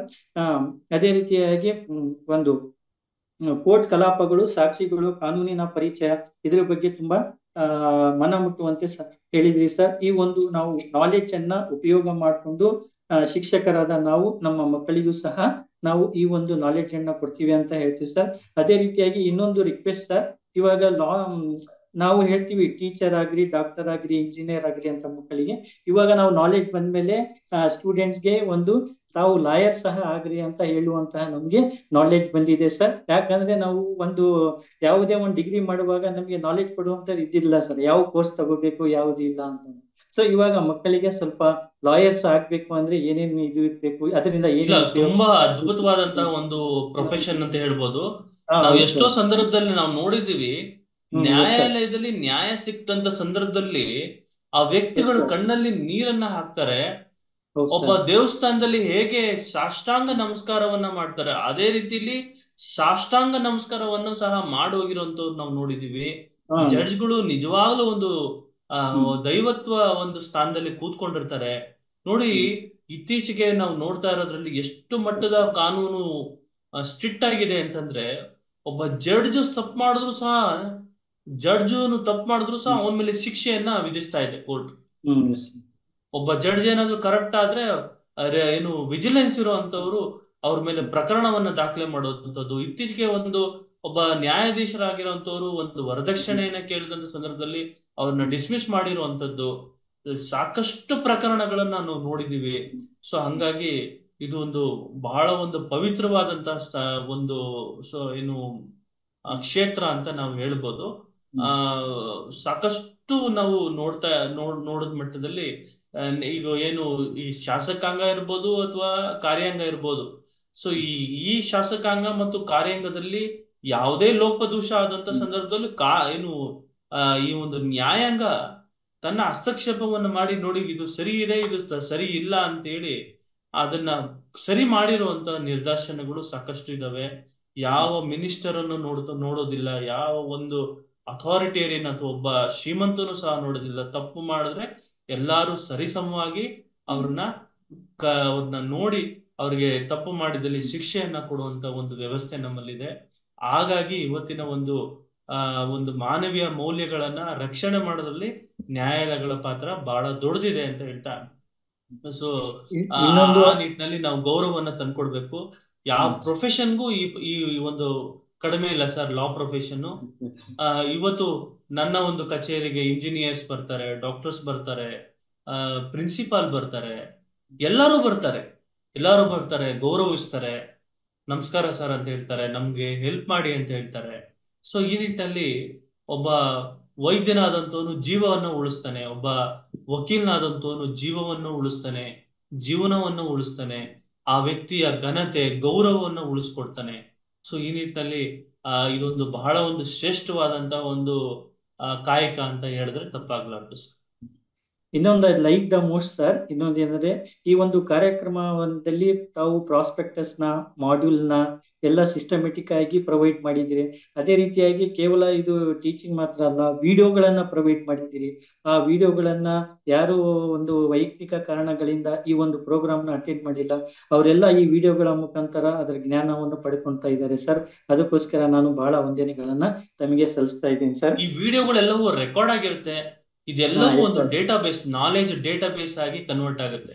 ಏನು ನಾಲೆಜ್ ಪ್ರೋಸೆಸ್ ಔಟ್ಸೋರ್ಸಿಂಗ್ ಅಂತ ನಾವೇನ್ ಕರಿತೀವಿ, KPOs ಅಂತ ಹೇಳಿ, ಅದೇ ನಿಟ್ಟಿನಲ್ಲಿ ಎಲ್ಲಾ ವಿಡಿಯೋವು ಸಹ ಒಂದು ನಾಲೆಜ್, ಒಂದು ಡಿಜಿಟಲ್ ಅಸೆಟ್ಸ್ ಆಗಿ ಇದು ಒಂದು ಆನ್ಲೈನ್ ನಲ್ಲಿ ಇರ್ತದೆ.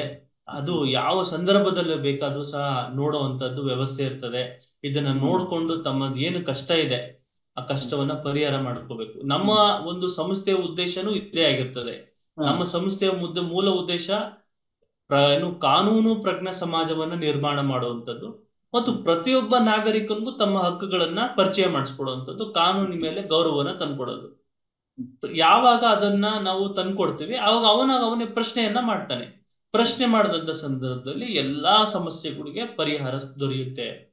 ಸೊ ನನ್ನ ಮನೆ ಮುಂದೆ ಏನು ಚರಂಡಿ ಆಗಿಲ್ಲ, ನನ್ನ ಮನೆ ಮುಂದೆ ರೋಡ್ ಆಗಿಲ್ಲ ಅನ್ನೋದನ್ನ ಪ್ರಶ್ನೆ ಮಾಡ್ಬಿಟ್ರೆ, ಕಾನೂನಿನದು ಎಲ್ಲ ಗೊತ್ತಾದ್ರೆ ಜನಕ್ಕೆ, ಸೊ ಅವಾಗ ದೇಶ ಬಲಿಷ್ಠ ರಾಷ್ಟ್ರವಾಗಿ ನಿರ್ಮಾಣವಾಗುತ್ತೆ ಅನ್ನೋ ಒಂದು ನಿಟ್ಟಿನಲ್ಲಿ ಈ ಒಂದು ನಾವು ಸಂಸ್ಥೆಯನ್ನ ಶುರು ಮಾಡಿದ್ದೀವಿ.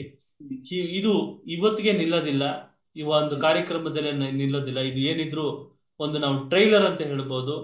ಸೊ ಈ ಮುಂದಿನ ಒಂದು ದಿನಗಳಲ್ಲಿ ಪ್ರತಿ ವರ್ಷನೂ ಸಹ ನಾವು ಈ ಕಾರ್ಯಕ್ರಮಗಳನ್ನ ಜನಸಾಮಾನ್ಯರಿಗೆ ಮಾಡ್ತಾನೆ ಬರ್ತೀವಿ. ಎಲ್ಲಿವರೆಗೂ ನಮ್ಮ ಕರ್ನಾಟಕ ರಾಜ್ಯ ಏನಿದೆ ಆ ರಾಜ್ಯ ಸಂಪೂರ್ಣವಾಗಿ ಕಾನೂನು ಪ್ರಜ್ಞಾ ಸಮಾಜ ನಿರ್ಮಾಣವಾಗುವವರೆಗೂ ನಮ್ಮ ಇದು ಒಂದು ಹೋರಾಟವಾಗಿ, ಒಂದು ವಿಷನ್ ಆಗಿ ನಾವು ತಗೊಂಡಿದ್ದೀವಿ. ಸೊ ವಿಷನ್ ನ ಕಂಪ್ಲೀಟ್ ಮಾಡಕ್ಕೆ ತಮ್ಮೆಲ್ಲರ ಸಹಕಾರ ಬೇಕು ಅಂತ ತಮ್ಗೆ ಈ ಒಂದು ವಿಡಿಯೋ ಮೂಲಕ ತಮ್ಗೆ ತಿಳಿಸ್ತಾ ಇದ್ದೇನೆ. ಶಿವಾನಂದ ಸರ್ ಮಾತಾಡಿ sir. Thank you very much sir. Thank you sir. Sir ನಮಸ್ಕಾರ ಸರ್. ನಮಸ್ತೆ ಸರ್. ನಮಸ್ಕಾರ. ಇಲ್ಲಿ ಮತ್ತೆ ತರಗತಿಯಲ್ಲಿ ಇಷ್ಟು ದಿನ ಅಟೆಂಡ್ ಆಗಿರುವಂತವರಿಗೆ ಅವ್ರಿಗೂ ಕೂಡ ನಮಸ್ಕಾರ ಹೇಳ್ತಾ, ಮತ್ತು ನೀವು ಮಾಡ್ತಕ್ಕಂಥ ಸಮಾಜಕ್ಕೆ ಕಳಕಳಿಯ ಮತ್ತು ಅನುಕೂಲಕರವಾದ, ಸಾರ್ವಜನಿಕ ತುಂಬಾ ಅನುಕೂಲಕರವಾದಂತ ಸರ್ ಅದು.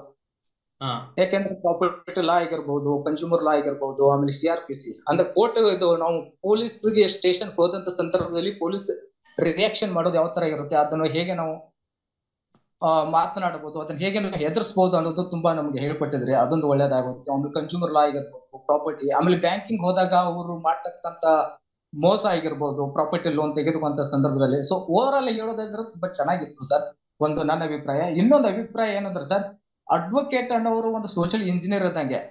ಯಾವ ಡಾಕ್ಟರ್ ಅನ್ನೋರು ಒಬ್ರು ಮನುಷ್ಯನ ಜೀವ ಉಳಿಸ್ತಾಗೆ, ಬಟ್ ಲಾ ಅಂದ್ರೆ ಅಡ್ವೊಕೇಟ್ ಅನ್ನೋರು ಒಂದು ಕುಟುಂಬನೇ ಉಳಿಸ್ತಾರೆ. ಹೌದು, ಒಬ್ಬ ಕುಟುಂಬನೂ ಉಳಿಸ್ತಾರೆ ಸರ್. ಯಾವ್ದೋ ಒಂದು ಸಮಸ್ಯೆಯಲ್ಲಿ ಸಿಲುಕ್ಬಿಟ್ಟಾಗ ಒಂದು ಕುಟುಂಬದ ಮರ್ಯಾದೆ, ಕುಟುಂಬದ ಘನತೆ ಎಲ್ಲವನ್ನೂ ಕಾಪಾಡುವಂತ ವ್ಯಕ್ತಿ ಅಡ್ವೊಕೇಟ್ ಆಗಿರ್ತಾರೆ. ಈ ನಿಟ್ಟಿನಲ್ಲಿ ನಮ್ಮ ಜನರು ಯಾಕೆ ಈ ಮಟ್ಟದ ಒಂದು ಅಸಡ್ಡೆ ಭಾವನೆಯನ್ನ ಈ ಕಾನೂನು ಶಿಕ್ಷಣದ ಮೇಲೆ, ಈ ಒಂದು ವೃತ್ತಿ ಮೇಲೆ, ಇದರಲ್ಲಿ ಹಣ ಆಗುತ್ತೆ ಹಣ ಆಗಲ್ಲ ಅನ್ನೋದು ನೋಡಿ, ಅದು ವೈಯಕ್ತಿಕವಾಗಿರುವಂತದ್ದು ಆಗಿರ್ತದೆ. ಒಬ್ಬ ವ್ಯಕ್ತಿ ಯಾವುದೋ ಒಂದು ಚಟಕ್ಕೆ ಬಲಿಯಾಗಿರ್ತಾನೆ. ಆ ಸಂದರ್ಭದಲ್ಲಿ ಅವನು ಲಾಯರ್ ಆಗಿ ಆ ಚಟದಲ್ಲಿ ಬಂದಂತ ಸಂದರ್ಭದಲ್ಲಿ, ಬಿದ್ದಂತ ಸಂದರ್ಭದಲ್ಲಿ ಅದ್ರಲ್ಲಿ ನಾವು ಸಕ್ಸಸ್ ಅನ್ನ ಕಾಣಕ್ಕಾಗಲ್ಲ. ಸೊ ಹಾಗಾಗಿ ನೋಡಿ, ಇದೊಂದು ಬಲಿಷ್ಠವಾದಂತ ಒಂದು ಕತ್ತಿ. ಇದು ಕಾನೂನು ಅನ್ನೋದು ಒಂದು ಕತ್ತಿ, ಅಸ್ತ್ರ. ಇದು ಆ ಅಸ್ತ್ರವನ್ನ ಹಿಡಿಯುವಂತವನು ತುಂಬಾ ಬಲಿಷ್ಠವಾದಂತ ವ್ಯಕ್ತಿ ಆದ್ರೆ ಸಾಮ್ರಾಜ್ಯವನ್ನ ಕಟ್ತಾನೆ. ಸೊ ಅಸ್ತ್ರವನ್ನ ಹಿಡಿಯುವಂತ ವ್ಯಕ್ತಿ ಬಲಹೀನ ಆದ್ರೆ ಅವನು ಅದ್ರಲ್ಲಿ ಫೇಲ್ ಆಗ್ತಾನೆ. ಸೊ ಹಾಗಾಗಿ ನಾವು ಆ ಕತ್ತಿಯನ್ನ, ಆ ಅಸ್ತ್ರವನ್ನ ನಾವು ಸರಿ ಇಲ್ಲ ಅಂತ ಹೇಳಲಿಕ್ಕೆ ಆಗಲ್ಲ. ಸೊ ಇದು ಇಂಡಿವಿಜುವಲ್ ಕ್ಯಾಪಬಿಲಿಟಿ ಮೇಲೆ ನಿಂತಿರುತ್ತೆ ಪ್ರೊಫೆಷನ್. ಇದ್ರಲ್ಲೂ ಸಹ ಹಣ ಸಂದಾಯ ಆಗುತ್ತೆ. ಬುದ್ಧಿಶಕ್ತಿಯನ್ನು ಉಪಯೋಗಿಸ್ಬೇಕಾಗ್ತದೆ. ಕೇವಲ ವಕೀಲನಾದನು ಬರೀ ಕೋರ್ಟು ಕಲಾಪಗೆ ಮಾತ್ರ ಸೀಮಿತವಾಗಬಾರದು. ಅವನು ಬೇರೆ ಎಲ್ಲ ಸಾಮಾಜಿಕವಾಗಿ ಅವನು ತನ್ನನ್ನು ತಾನು ತೊಡಗಿಸ್ಕೊಳ್ಳುವಂತ ನಿಟ್ಟಲ್ಲಿ, ವ್ಯವಹಾರದಲ್ಲಿ ತನ್ನನ್ನ ತಾನು ತೊಡಗಿಸ್ಕೊಳ್ಳುವಂತ ನಿಟ್ಟಲ್ಲಿ, ಅವ್ರಿಗೆ ಅಡ್ವೈಸರ್ ಆಗಿ ಕೆಲಸವನ್ನ ಮಾಡೋ ನಿಟ್ಟಿನಲ್ಲಿ ಸೊ ಅವನಿಗೆ ಯಾವುದೇ ತರ ಹಣಕಾಸಿನ ಸಮಸ್ಯೆ ಇತ್ತೀಚಿನ ದಿನಗಳಲ್ಲಿ ಬರ್ತಾ ಇಲ್ಲ ಅಂತ ಹೇಳ್ತೀನಿ. ಈ ಪ್ರೊಫೆಷನ್ ತುಂಬಾ ಚೆನ್ನಾಗಿದೆ, ಸಾಕಷ್ಟು ಮುಂದುವರೆದಿದೆ, ಸಾಕಷ್ಟು ಒಂದು ಕ್ಷೇತ್ರಗಳನ್ನ ನಾವು ನೋಡ್ತಾ ಇದ್ದೀವಿ. ಕಾರ್ಪೊರೇಟೈಸೇಷನ್ ಆಗಿರೋದ್ರಿಂದ ಪ್ರತಿಯೊಂದು ಕಂಪನಿಗೂ ಸಹ ಒಬ್ಬ ಲಾಯರ್ ಬೇಕಾಗ್ತಾನೆ, ಪ್ರತಿಯೊಂದು ಸರ್ಕಾರಿ ಒಂದು ಇಲಾಖೆಗೂ ಒಬ್ಬ ಲಾಯರ್ ಬೇಕಾಗ್ತಾನೆ. ಈ ನಿಟ್ಟಿನಲ್ಲಿ ಎಲ್ಲಾ ಕಡೆ ಅವನಿಗೆ ಅವಕಾಶ ಇದೆ. ಪ್ರೊಫೆಸರ್ ಆಗ್ಬೋದು, ಲಾ ಪ್ರೊಫೆಸರ್ ಆಗ್ಬೋದು. ಪ್ರತಿಯೊಂದು ಏನು ರಾಜ್ಯದಲ್ಲೂ ಇವತ್ತಿನ ಸಂದರ್ಭದಲ್ಲಿ ಎಲ್ಲಾ ರಾಜ್ಯದಲ್ಲೂ ಒಂದು ರಾಷ್ಟ್ರೀಯ ಕಾನೂನು ಶಾಲೆ, ವಿಶ್ವವಿದ್ಯಾಲಯ ಸ್ಥಾಪಿಸಿದ್ದಾರೆ. ಅಲ್ಲಿ ಅವಕಾಶ ಸಿಗುತ್ತೆ. ಸಾಕಷ್ಟು ಅವಕಾಶಗಳು ಸಿಗುತ್ತೆ ಅವನಿಗೆ. ರಾಜಕೀಯದಲ್ಲಿ ಹೋಗ್ಬೋದು. ರಾಜಕೀಯ ಅನ್ನೋದು ಶತಮಾನಗಳಿಂದ ಒಬ್ಬ ವಕೀಲನಾದಂತವನು ರಾಜಕೀಯ ಕ್ಷೇತ್ರದಲ್ಲಿ ತನ್ನನ್ನು ತಾನು ಎಸ್ಟಾಬ್ಲಿಷ್ ಅನ್ನು ಮಾಡ್ಕೊಂಡಿದ್ದಾನೆ. ಸಾಕಷ್ಟು ಉದಾಹರಣೆಗಳನ್ನ ನಾವು ನೋಡ್ಬೋದು. ಈ ನಿಟ್ಟಿನಲ್ಲಿ ಯಾವತ್ತೂ ಸಹ ಈ ಪ್ರೊಫೆಷನ್ ಫೇಲ್ ಆಗೇ ಇಲ್ಲ ಅಂತ ನಾನು ಹೇಳ್ತೀನಿ. ಹೌದು. ಶಿವಾನಂದ್ ಅವ್ರೆ, ಮತ್ತೆ ಏನಾದ್ರು ಹೇಳೋದಿದ್ಯಾ? ಒಂದು ನನ್ನ ಅನಿಸಿಕೆ ಹಾ ಹೆಮ್ಮೆ ಹೇಳಿ ಇದೆ, ಸರ್. ಅದಕ್ಕೆ ಎರಡೂ ಇಲ್ಲ. ಒಂದು ರವಿವಾರ ಆಗಿರ್ಬೋದು ಅಥವಾ ನೀವು ಯಾವ್ದೋ ಅನುಕೂಲ ಮಾಡ್ಕೊಂಡಂಗೆ ಲೀಗಲ್ ಅವೇರ್ನೆಸ್ ಹಳ್ಳಿ ಕಡೆ ಅಂದ್ರೆ ಪ್ರೈಮರಿ ಹೈಸ್ಕೂಲ್ ಆಗಿರ್ಬೋದು, ಆಮೇಲೆ ಸಂಘ ಸಂಸ್ಥೆ, ಮಹಿಳಾ ಸಂಘ ಸಂಸ್ಥೆಗಳಾಗಿರ್ಬೋದು, ಆಮೇಲೆ ಗ್ರಾಮ ಪಂಚಾಯತ್ ಸದಸ್ಯರಿಗೆ ಅವ್ರ ನಾಲೆಡ್ಜ್ ಇರಲ್ಲ. ಸೊ ಅವ್ರಿಗೆ ಪ್ರೊಫೆಷನಲ್ ಎಜುಕೇಶನ್ ಆಮೇಲೆ ನಾಲೆಡ್ಜ್ ಕೊಡೋದಾಗಿರ್ಬೋದು. ಆಮೇಲೆ ತಾಲೂಕಾ ಲೆವೆಲ್, ಜಿಲ್ಲಾ ಮಟ್ಟದ ಈ ತರ ನಾವು ಮಾಡ್ಕೊಂಡು ಹೋದ್ರೆ ಸೊ ನಮ್ಮ ಹಳ್ಳಿ ಯಾವಾಗ ಡೆವಲಪ್ಮೆಂಟ್ ಆಗೋದು ಆಟೋಮೆಟಿಕ್ ತಾಲೂಕಾ ಲೆವೆಲ್ ಡೆವಲಪ್ಮೆಂಟ್ ಆಗುತ್ತೆ. ಆಟೋಮೆಟಿಕ್ ತಾಲೂಕಾ ಲೆವೆಲ್ ಡೆವಲಪ್ಮೆಂಟ್ ಆದ ತಕ್ಷಣ ಜಿಲ್ಲಾ ಲೆವೆಲ್ ಆಗುತ್ತೆ. ಹಾಗಾಗಿ ಓವರ್ ಆಲ್ ಕರ್ನಾಟಕ ಆದ್ರೆ ಈ ತರ ಪಕ್ಕ ಹಾಗಾದ್ರೆ ಮನೆಗೆ ಒಬ್ಬೊಬ್ರು ಲಾಯರ್ ಇರ್ಬೇಕು ಅನ್ನೋದು ನನ್ನ ಅನಿಸಿಕೆ ಸರ್. ಹಾಗಾಗಿ ದಯವಿಟ್ಟು ಒಂದು ಸರ್ಕಾರಿ ಹಿರಿಯ ಪ್ರಾಥಮಿಕ ಶಾಲೆಗಳಲ್ಲಿ ಇನ್ನೂ ಚಿಕ್ಕ ಮಕ್ಕಳು ಇರೋದ್ರಿಂದ, ಆಮೇಲೆ ಗ್ರಾಮ ಪಂಚಾಯತ್ ಸದಸ್ಯರು ಅವ್ರಿಗೆ ಏನೇ ಇರಲ್ಲ, ಅವ್ರ ಕಂದಾಯ ಆಗಿರ್ಬೋದು, ಇಲ್ಲಿ ಫಾರ್ ಎಕ್ಸಾಂಪಲ್ ಅಂದ್ರೆ BBMP ಯಾವ್ದೋ ಒಂದು ಸೈಟ್ ಕೊಡ್ತಾರೆ, ಕಂದಾಯ ರೆವಿನ್ಯೂ ಲಿಟಿಗೇಷನ್ ಇರುತ್ತೆ, ಅವ್ರು ಯಾರೋ ಬಂಡವಾಳ ಹಾಕ್ತಾರೆ, ಅದ್ ಮಾಡ್ತಾರೆ, 10 ವರ್ಷ 15 ವರ್ಷ ಆದ್ಮೇಲೆ ಎಲ್ಲ ಮಾರ್ಕೊಂಡು ಹೋಗ್ತಾರೆ. ಸೊ ಅದು ಅವ್ರು ಎಲ್ಲಿ ಕೊಡ್ತಾರೆ ನಾವು ಕೊಟ್ಟು ತಗೋಬೇಕಾಗ್ತದೆ. ಫಾರ್ ಎಕ್ಸಾಂಪಲ್ ಅಂದ್ರೆ ಇಲ್ಲಿ ಬೆಂಗಳೂರಲ್ಲಿ ಇರಲ್ಲ, ಆನೆಕಲ್ ಕೊಡ್ತಾರೆ. ಸೊ ಹೀಗಾಗಿ ಅದ್ರ ಅವ್ರ ನಾಲೆಡ್ಜ್ ಇನ್ಕ್ರೀಸ್ ಆದ್ಮೇಲೆ ಅವ್ರ ಮನೆಗೆ ಒಬ್ಬರು ಒಂದು ಲೀಗಲ್ ಕಾನೂನು ನಾಲೆಡ್ಜ್ ಗೊತ್ತಾದ್ರೆ ಕೂಡ ಸೊ ಅವ್ರ ಫ್ಯಾಮಿಲಿ ಕೂಡ ಡೆವಲಪ್ಮೆಂಟ್ ಆಗುತ್ತೆ ಅನ್ನೋ ಒಂದು ವಿಚಾರ ಸರ್ ಅಷ್ಟೇ. ಸೊ ಅದ ಕಾರಣ ಫ್ಯಾಮಿಲಿ ಅಂತಲ್ಲ, ಇಡೀ ರಾಷ್ಟ್ರವೇ ಡೆವಲಪ್ಮೆಂಟ್ ಆಗುತ್ತೆ. ಪ್ರತಿಯೊಬ್ಬ ಮನೇಲೂ ಒಬ್ಬ ಲಾಯರ್ ಇದ್ದಂತ ಸಂದರ್ಭದಲ್ಲಿ ಎಲ್ಲರೂ ಪ್ರಶ್ನೆ ಮಾಡೋರಾಗ್ತಾರೆ. ಪ್ರಶ್ನೆ ಮಾಡುವಂತವ್ರಾದಾಗ ಸೊ ಕಾನೂನಿನ ಒಂದು ಸುವ್ಯವಸ್ಥೆ, ಕಾನೂನಿನ ಒಂದು ನಿಟ್ಟಿನಲ್ಲಿ ಕಾರ್ಯಾಂಗ ಕೆಲಸ ಮಾಡ್ತಾ ಇರುವಂತ ಡಿಪಾರ್ಟ್ಮೆಂಟ್ ಗಳಿರ್ಬೋದು, ಎಲ್ಲರೂ ಸಹ ಎಚ್ಚರಿಕೆಯಿಂದ ಇರ್ತಾರೆ. ಯಾಕೆಂತಂದ್ರೆ ಕೇಸ್ ಹಾಕ್ತಾರಪ್ಪ, ಇಲ್ಲ ಅಂತಂದ್ರೆ ನಮ್ಮನ್ನ ಪ್ರಶ್ನೆ ಮಾಡ್ತಾರೆ ಅನ್ನೋದು ಭಯ ಇರ್ತದೆ. ಸೊ ಈ ನಿಟ್ಟಿನಲ್ಲಿ ಎಲ್ಲಾ ಕಡೆ ಅನುಕೂಲ ಆಗ್ತದೆ. ಈ ನಿಟ್ಟಿನಲ್ಲಿ ಏನು ಕಾನೂನು ಸೇವಾ ಪ್ರಾಧಿಕಾರ ಸಹ ಕೆಲಸ ಮಾಡ್ತಾ ಇದೆ. ಸೊ ಅವ್ರ ಜೊತೆ ನನ್ನ ಒಂದು ಏನು ಅನಿಸಿಕೆ ಅಂತಂದ್ರೆ, ಜನಸಾಮಾನ್ಯರು ಕಾನೂನಿನ ಅರ್ಥಕೋಬೇಕು, ತಮ್ಮ ಹಕ್ಕುಗಳ ಬಗ್ಗೆ ಅವರು ಜಾಗೃತರಾಗಿರ್ಬೇಕು. ಯಾವುದೇ ಸಂದರ್ಭದಲ್ಲಿ ಇದು ನಮ್ದಲ್ಲ ನೋಡಿ, ಯಾವ್ದೋ ಒಂದು ಪಾರ್ಕ್ ಇರ್ತದೆ, ಆ ಪಾರ್ಕ್ ಅಲ್ಲಿ ಪಾರ್ಕ್ ಗೌರ್ಮೆಂಟ್ ಸೇರಿದ್ದು ಅಂತ ಅನ್ಬಾರ್ದು, ಪಾರ್ಕ್ ಎಲ್ಲರಿಗೂ ಸೇರಿದ್ದು. ಸೊ ಈ ನಿಟ್ಟಿನಲ್ಲಿ ಪಾರ್ಕ್ ಅನ್ನ ಗಲೀಜ್ ಮಾಡುವಂತ ಸಂದರ್ಭದಲ್ಲಿ ಅದನ್ನ ತಡೆಗಟ್ಟುವಂಥದ್ದು, ಯಾವ್ದಾದ್ರು ನಿಮ್ ಕಣ್ ಮುಂದೆ ಒಂದು ಅನ್ಯಾಯ ನಡೀತಾ ಇತ್ತು ಅಂತ ಸಂದರ್ಭದಲ್ಲಿ ಆ ಅನ್ಯಾಯನ ಪ್ರತಿಭಟಿಸುವಂಥದ್ದು, ಅದು ಆ ನಿಟ್ಟಿನಲ್ಲಿ RT ಅರ್ಜಿಗಳನ್ನ ಉಪಯೋಗಿಸ್ಕೊಳ್ಳುವಂಥದ್ದು, ಸರ್ಕಾರದ ಒಂದು ವ್ಯವಸ್ಥೆಯನ್ನ ಪ್ರಶ್ನೆ ಮಾಡುವಂಥದ್ದು, ಅವ್ಯವಸ್ಥೆಯನ್ನ ಪ್ರಶ್ನೆ ಮಾಡುವಂಥದ್ದು ಎಲ್ಲವೂ ಆದಂತ ಸಂದರ್ಭದಲ್ಲಿ ದೇಶ ತಂತಾನಾಗೆ ಬದಲಾಗುತ್ತೆ, ತಂತಾನಾಗೆ ಒಂದು ಇಂಪ್ರೂವ್ಮೆಂಟ್ ಕಡೆ ಹೋಗುತ್ತೆ ಅಂತ ಹೇಳ್ತಾ, ಈ ಕಾನೂನಿನ ಒಂದು ಶಿಕ್ಷಣ ಬಹಳ ಒಂದು ಇಂಪಾರ್ಟೆಂಟ್ ಆಗಿರುತ್ತೆ. ಯಾರೋ ಪೊಲೀಸ್ನವ್ರು ಬಂದು ಬನ್ರಿ ಕರೀತಾ ಇದಾರೆ ಪೊಲೀಸ್ನವರು ಅಂತ ಹೇಳುವಂಥದ್ದು, ಆ ಪೊಲೀಸ್ನವ್ರಿಗೆ ಆ ಒಂದು ಸಂದರ್ಭದಲ್ಲಿ ಆ ಭ್ರಷ್ಟಾಚಾರಕ್ಕೆ ಒಂದು ಪ್ರೇರೇಪಣೆ ಕೊಡುವಂಥದ್ದು ಎಲ್ಲವೂ ಬದಲಾಗುತ್ತೆ. ಕಾನೂನು ಇತ್ತು ಅಂತಂದ್ರೆ ನೋಡ್ರಿ, ಕಾನೂನಲ್ಲಿ ಇದೆಯಲ್ರಿ ಆ ತರ ಅಂತ ಅಂದ ತಕ್ಷಣ ಅವ್ರು ಎಚ್ಚೆತ್ಕೊಂಡ್ಬಿಡ್ತಾರೆ. ಹಾಸ್ಪಿಟಲ್ಗೆ ಹೋಗ್ತೀವಿ, ಹಾಸ್ಪಿಟಲ್ಗೆ ಹೋದಂತ ಸಂದರ್ಭದಲ್ಲಿ, ಸರ್ಕಾರಿ ಹಾಸ್ಪಿಟಲ್ಗೆ ಹೋದಂತ ಸಂದರ್ಭದಲ್ಲಿ ಅಲ್ಲೂ ಸಹ ನಾವು ಎಲ್ಲೋ ಒಂದ್ ಕಡೆ ಅದನ್ನ ಪ್ರಶ್ನೆ ಮಾಡಿದ್ರೆ, ನನ್ನ ರೈಟ್ ಏನಿದೆ ನೋಡಿ, ಈ ಬಿಲ್ ನಾನು ಕೊಡ್ಬೇಕಾ, ಇಲ್ಲಿ ಬಿಲ್ ಅನ್ನು ಕೊಡಬಾರ್ದ ನೋಡಿ, ಮೃತರಾದಂತ ಸಂದರ್ಭದಲ್ಲೂ ಆ ಒಂದು ಸಂದರ್ಭದಲ್ಲಿ ಏನೆಲ್ಲ ಒಂದು ಪ್ರಶ್ನೆಯನ್ನ ಮಾಡಕ್ ಸಾಧ್ಯನ, ಎಲ್ಲಾ ಪ್ರಶ್ನೆಯನ್ನ ಮಾಡುವಂತ ಅಧಿಕಾರಗಳು ಅವೆಲ್ಲವೂ ಸಹ ಗೊತ್ತಿದ್ರೆ ಸೊ ಎಲ್ಲೋ ಯಾವುದೋ ಒಂದು ಮಟ್ಟಕ್ಕೆ ನಮ್ಮನ್ನ ನಾವು ರಕ್ಷಣೆ ಮಾಡ್ಕೊಬಹುದು. ಸೊ ನೋಡು, ಒಂದು ಸ್ವಿಮ್ಮಿಂಗ್ ಅನ್ನ ಕಲ್ತಂಗೆ, ಒಂದು ಕುಕಿಂಗ್ ಅನ್ನ ಕಲ್ತಂಗೆ, ಒಂದು ಡ್ರೈವಿಂಗ್ ಅನ್ನ ಕಲ್ತಂಗೆ ಕಾನೂನು ಒಂದು ಕಲಿಕೆ. ಅದನ್ನ ಕಲಿತ್ರೆ ಸೊ ಸಮಾಜದಲ್ಲಿ ಇರೋದಕ್ಕೆ ಒಂದು ಶಕ್ತಿ ಇರ್ತದೆ. ಸೊ ಮುಂಚೆ ನನಗೆ ಪೊಲೀಸರು ಕಂಡ್ರೆ ಭಯ ಇತ್ತು. ಪೊಲೀಸರ ಬಗ್ಗೆ ಎಲ್ಲ ವಿಚಾರಗಳು ತಿಳ್ಕೊಂಡಂತ ಸಂದರ್ಭದಲ್ಲಿ, ನ್ಯಾಯಾಲಯದ ಪ್ರಕ್ರಿಯೆಗಳನ್ನು ತಿಳ್ಕೊಂಡಂತ ಸಂದರ್ಭದಲ್ಲಿ ಭಯ ಆಗಲ್ಲ. ನೋಡಿ, ನಾನು ಹೇಳ್ತೀನಿ, Yes, sir. ನೂರಕ್ಕೆ ಒಂದು 70% ಏನು ಪಾಪ್ಯುಲೇಷನ್ ಇದೆ, ಜನಸಂಖ್ಯೆ ಇದೆ, ಜನಸಂಖ್ಯೆಯಲ್ಲಿ ನಾವು ವಿಚಾರಿಸಿದಂತ ಸಂದರ್ಭದಲ್ಲಿ ಒಂದು ಅನಾಲಿಸ್ ಅನ್ನ ಮಾಡಿದಾಗ ಸೈಕೋಸೊಮ್ಯಾಟಿಕ್ ಡಿಸಾರ್ಡರ್ಸ್ ಅಂತ ನಾವು ಕರಿತೀವಿ.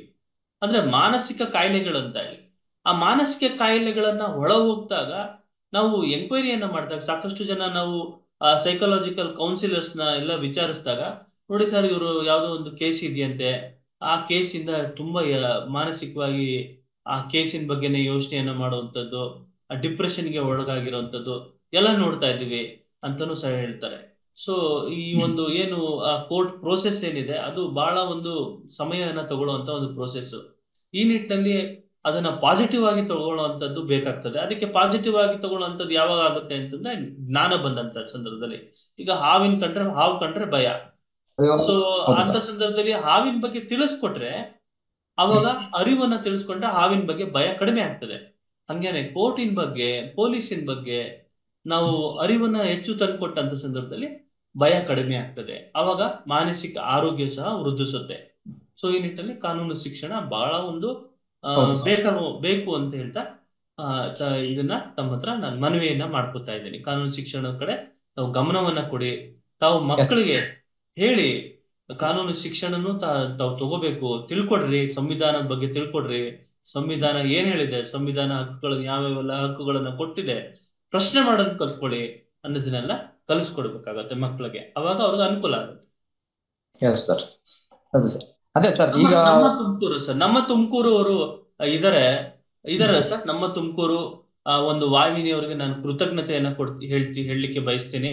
ಯಾಕೆಂದ್ರೆ ನಮ್ಮ ಪ್ರತಿಯೊಂದು ಸಂಚಿಕೆಯನ್ನು ಸಹ ಅವರು ಏನು ಟೆಲಿಕಾಸ್ಟ್ ಅನ್ನ ಮಾಡ್ತಾ ಇದ್ದಾರೆ, ಮತ್ತು ತುಂಬಾ ಅಚ್ಚುಕಟ್ಟಾಗಿ ಟೆಲಿಕಾಸ್ಟ್ ಅನ್ನ ಮಾಡ್ತಾ ಇದ್ದು ನಮಗೆ ಸಹಕಾರಿಯಾಗಿ ನಿಂತಿದ್ದಾರೆ. ನಮ್ಮ ತುಮಕೂರು ಬಳಗ ಅಂತ ಹೇಳಿ ಒಂದು ವಾಹಿನಿ, ಮತ್ತು ಕಾಳಜಿ ಫೌಂಡೇಶನ್ ಅಂತ ಹೇಳಿ, ಧರಣಿ ಫೌಂಡೇಶನ್ ಅಂತ ಹೇಳಿ, ಮತ್ತು ಸಾಕಷ್ಟು ಮಿತ್ರ ಫೌಂಡೇಶನ್, RTI ಒಂದು ಸಂಘಟನೆ ಇರ್ಬೋದು, ಅಥವಾ ಮಾನವ ಹಕ್ಕು ಸಂಘಟನೆ ಇರ್ಬೋದು, ಎಲ್ಲವೂ ಸಹ ನಮ್ಗೆ ಸಾಕಷ್ಟು ಸಹಕಾರವನ್ನ ಕೊಟ್ಟಿದ್ದಾರೆ. ಮತ್ತು ತಾವೆಲ್ಲರೂ ಸಹ ಸಹಕಾರವನ್ನ ಕೊಟ್ಟಿದ್ದೀರಿ, ಕ್ಲಾಸ್ಗೆ ಬರ್ತಿದ್ದೀರಿ ಈ ಒಂದು ಬೇಸಿಗೆ ಸಂದರ್ಭದಲ್ಲೂ. ಸೊ ಆ ನಿಟ್ಟಿನಲ್ಲಿ ತಮ್ಮೆಲ್ರಿಗೂ ಕೃತಜ್ಞತೆಯಿಂದ ಹೇಳ್ತಾ ಈ ಒಂದು ವಿಚಾರವನ್ನ ತಮ್ಮ ಪ್ರತಿಯೊಬ್ರು ಯಾರು ನಿಮ್ಮ ಸ್ನೇಹಿತರುಗಳಿಗೆಲ್ಲ ತಿಳಿಸ್ಕೊಡ್ಬೇಕು. ಕಾನೂನು ಬಗ್ಗೆ ಅವ್ರಿಗೂ ತಮ್ಮ ಕಡೆಯಿಂದ ಒಂದು ಅರಿವು ಬೆಳೆಸ್ಕೊಬೇಕು ಅಂತ ಅವ್ರಿಗೆ ತಿಳಿಸ್ಬೇಕು ಅಂತ ಹೇಳ್ತಾ, ಸೊ ಎಲ್ರಿಗೂ ನಾನು ಆಭಾರಿಯಾಗಿದ್ದೀನಿ ಅಂತ ಹೇಳ್ತೀನಿ. ಸೊ ನಮ್ಮ ತುಮಕೂರು ಅವರು ಎಡಿಟರ್ ಆದಂತ ನಟರಾಜ್ ಸರ್ ಏನಾದ್ರು ಇದಾರಾ? ಹಾ ಸರ್, ತಾವು ಒಂದ್ ಎರಡು ಅನಿಸಿಕೆ ಕೊಡಿ ಸರ್. ಕೇಳಿಸ್ತಾ ಇದೆ ಸರ್? ಕೇಳಿಸ್ತಾ ಇದೆ ಸರ್. Okay sir.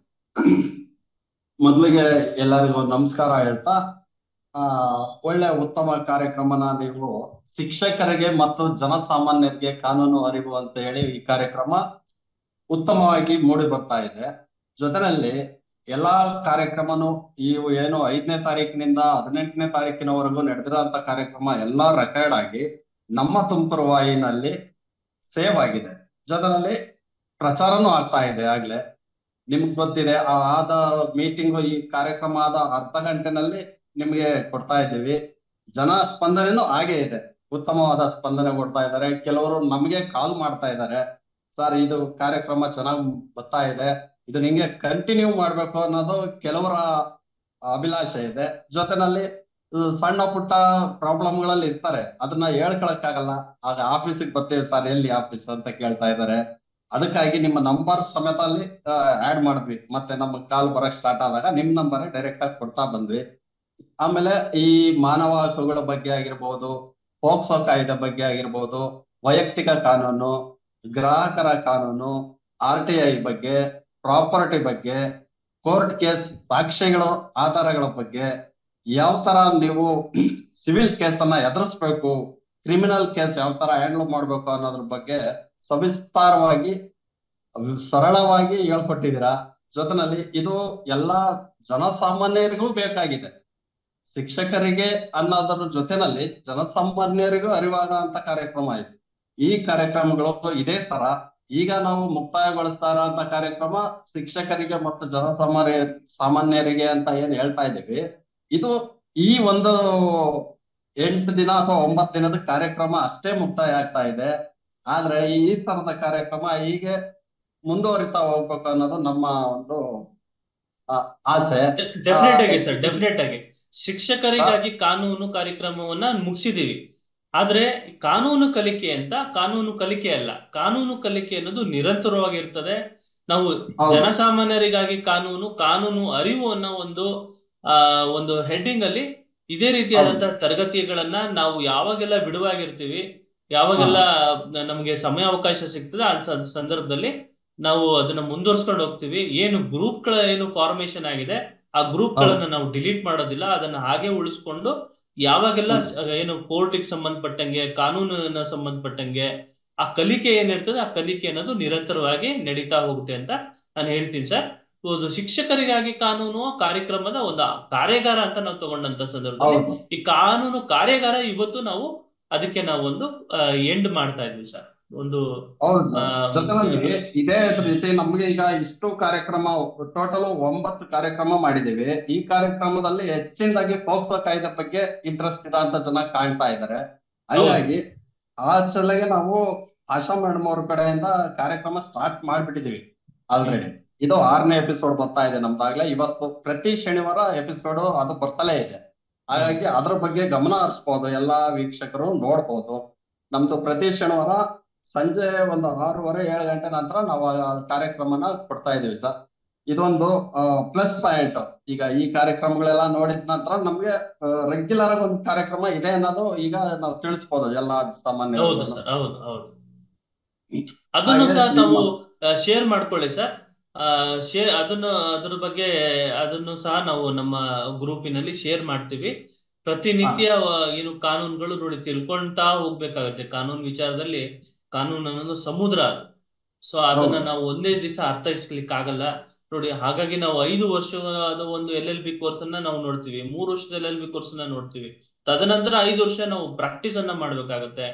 ಅದನ್ನ ನಾವು ಅರ್ಥೈಸ್ಕೊಬೇಕಾಗತ್ತೆ. ಈ ನಿಟ್ಟಿನಲ್ಲಿ ಎಷ್ಟು ಸಾಧ್ಯನೋ ಅಷ್ಟು ಒಂದು ಸಿಂಪಲ್ ಆಗಿ ನಾವು ಸಿಂಪ್ಲಿಫೈ ಮಾಡಿ ಹೇಳುವಂಥದ್ದು ಮಾಡ್ತಾ ಇದ್ದೀವಿ. ಜಡ್ಜ್ಮೆಂಟ್ಸ್ ಗಳನ್ನು ಓದುವಂಥದ್ದು ಆಗ್ಬೇಕು ಜನಸಾಮಾನ್ಯರು. ಅವಾಗ ಆ ಕಾನೂನಿನ ಒಂದು ಕಲಿಕೆಯಲ್ಲಿ ಒಂದು ಏನು ಪಾಸಿಟಿವ್ ಅಂಶ ಬಂತು ಅಂತ ನಾವು ಹೇಳ್ಬೋದು. ಸೊ ಈ ನಿಟ್ಟಿನಲ್ಲಿ ಜಡ್ಜ್ಮೆಂಟ್ ಗಳನ್ನು ಓದುವಂಥದ್ದು ಹೇಗೆ, ಸೊ ಹೇಗೆ ಅರ್ಥೈಸ್ಕೊಳ್ಳುವಂಥದ್ದು, ಇದೆಲ್ಲವೂ ಸಹ ನಾವು ಮುಂದಿನ ಒಂದು ದಿನಗಳಲ್ಲಿ ಹೇಳ್ತೀವಿ ಅಂತ ಹೇಳ್ತಾ, ಸೊ ಈ ಒಂದು ಕಾರ್ಯಕ್ರಮಕ್ಕೆ ಬಂದಂತಹ ನಮ್ಮ ತುಮಕೂರು ಏನು ಸಂಪಾದಕರು ನಟರಾಜ್ ಸರ್ ಏನಿದ್ದಾರೆ ಅವರಿಗೆ ಧನ್ಯವಾದಗಳನ್ನ ಅರ್ಪಿಸ್ತಾ ಇದ್ದೀವಿ ಸರ್.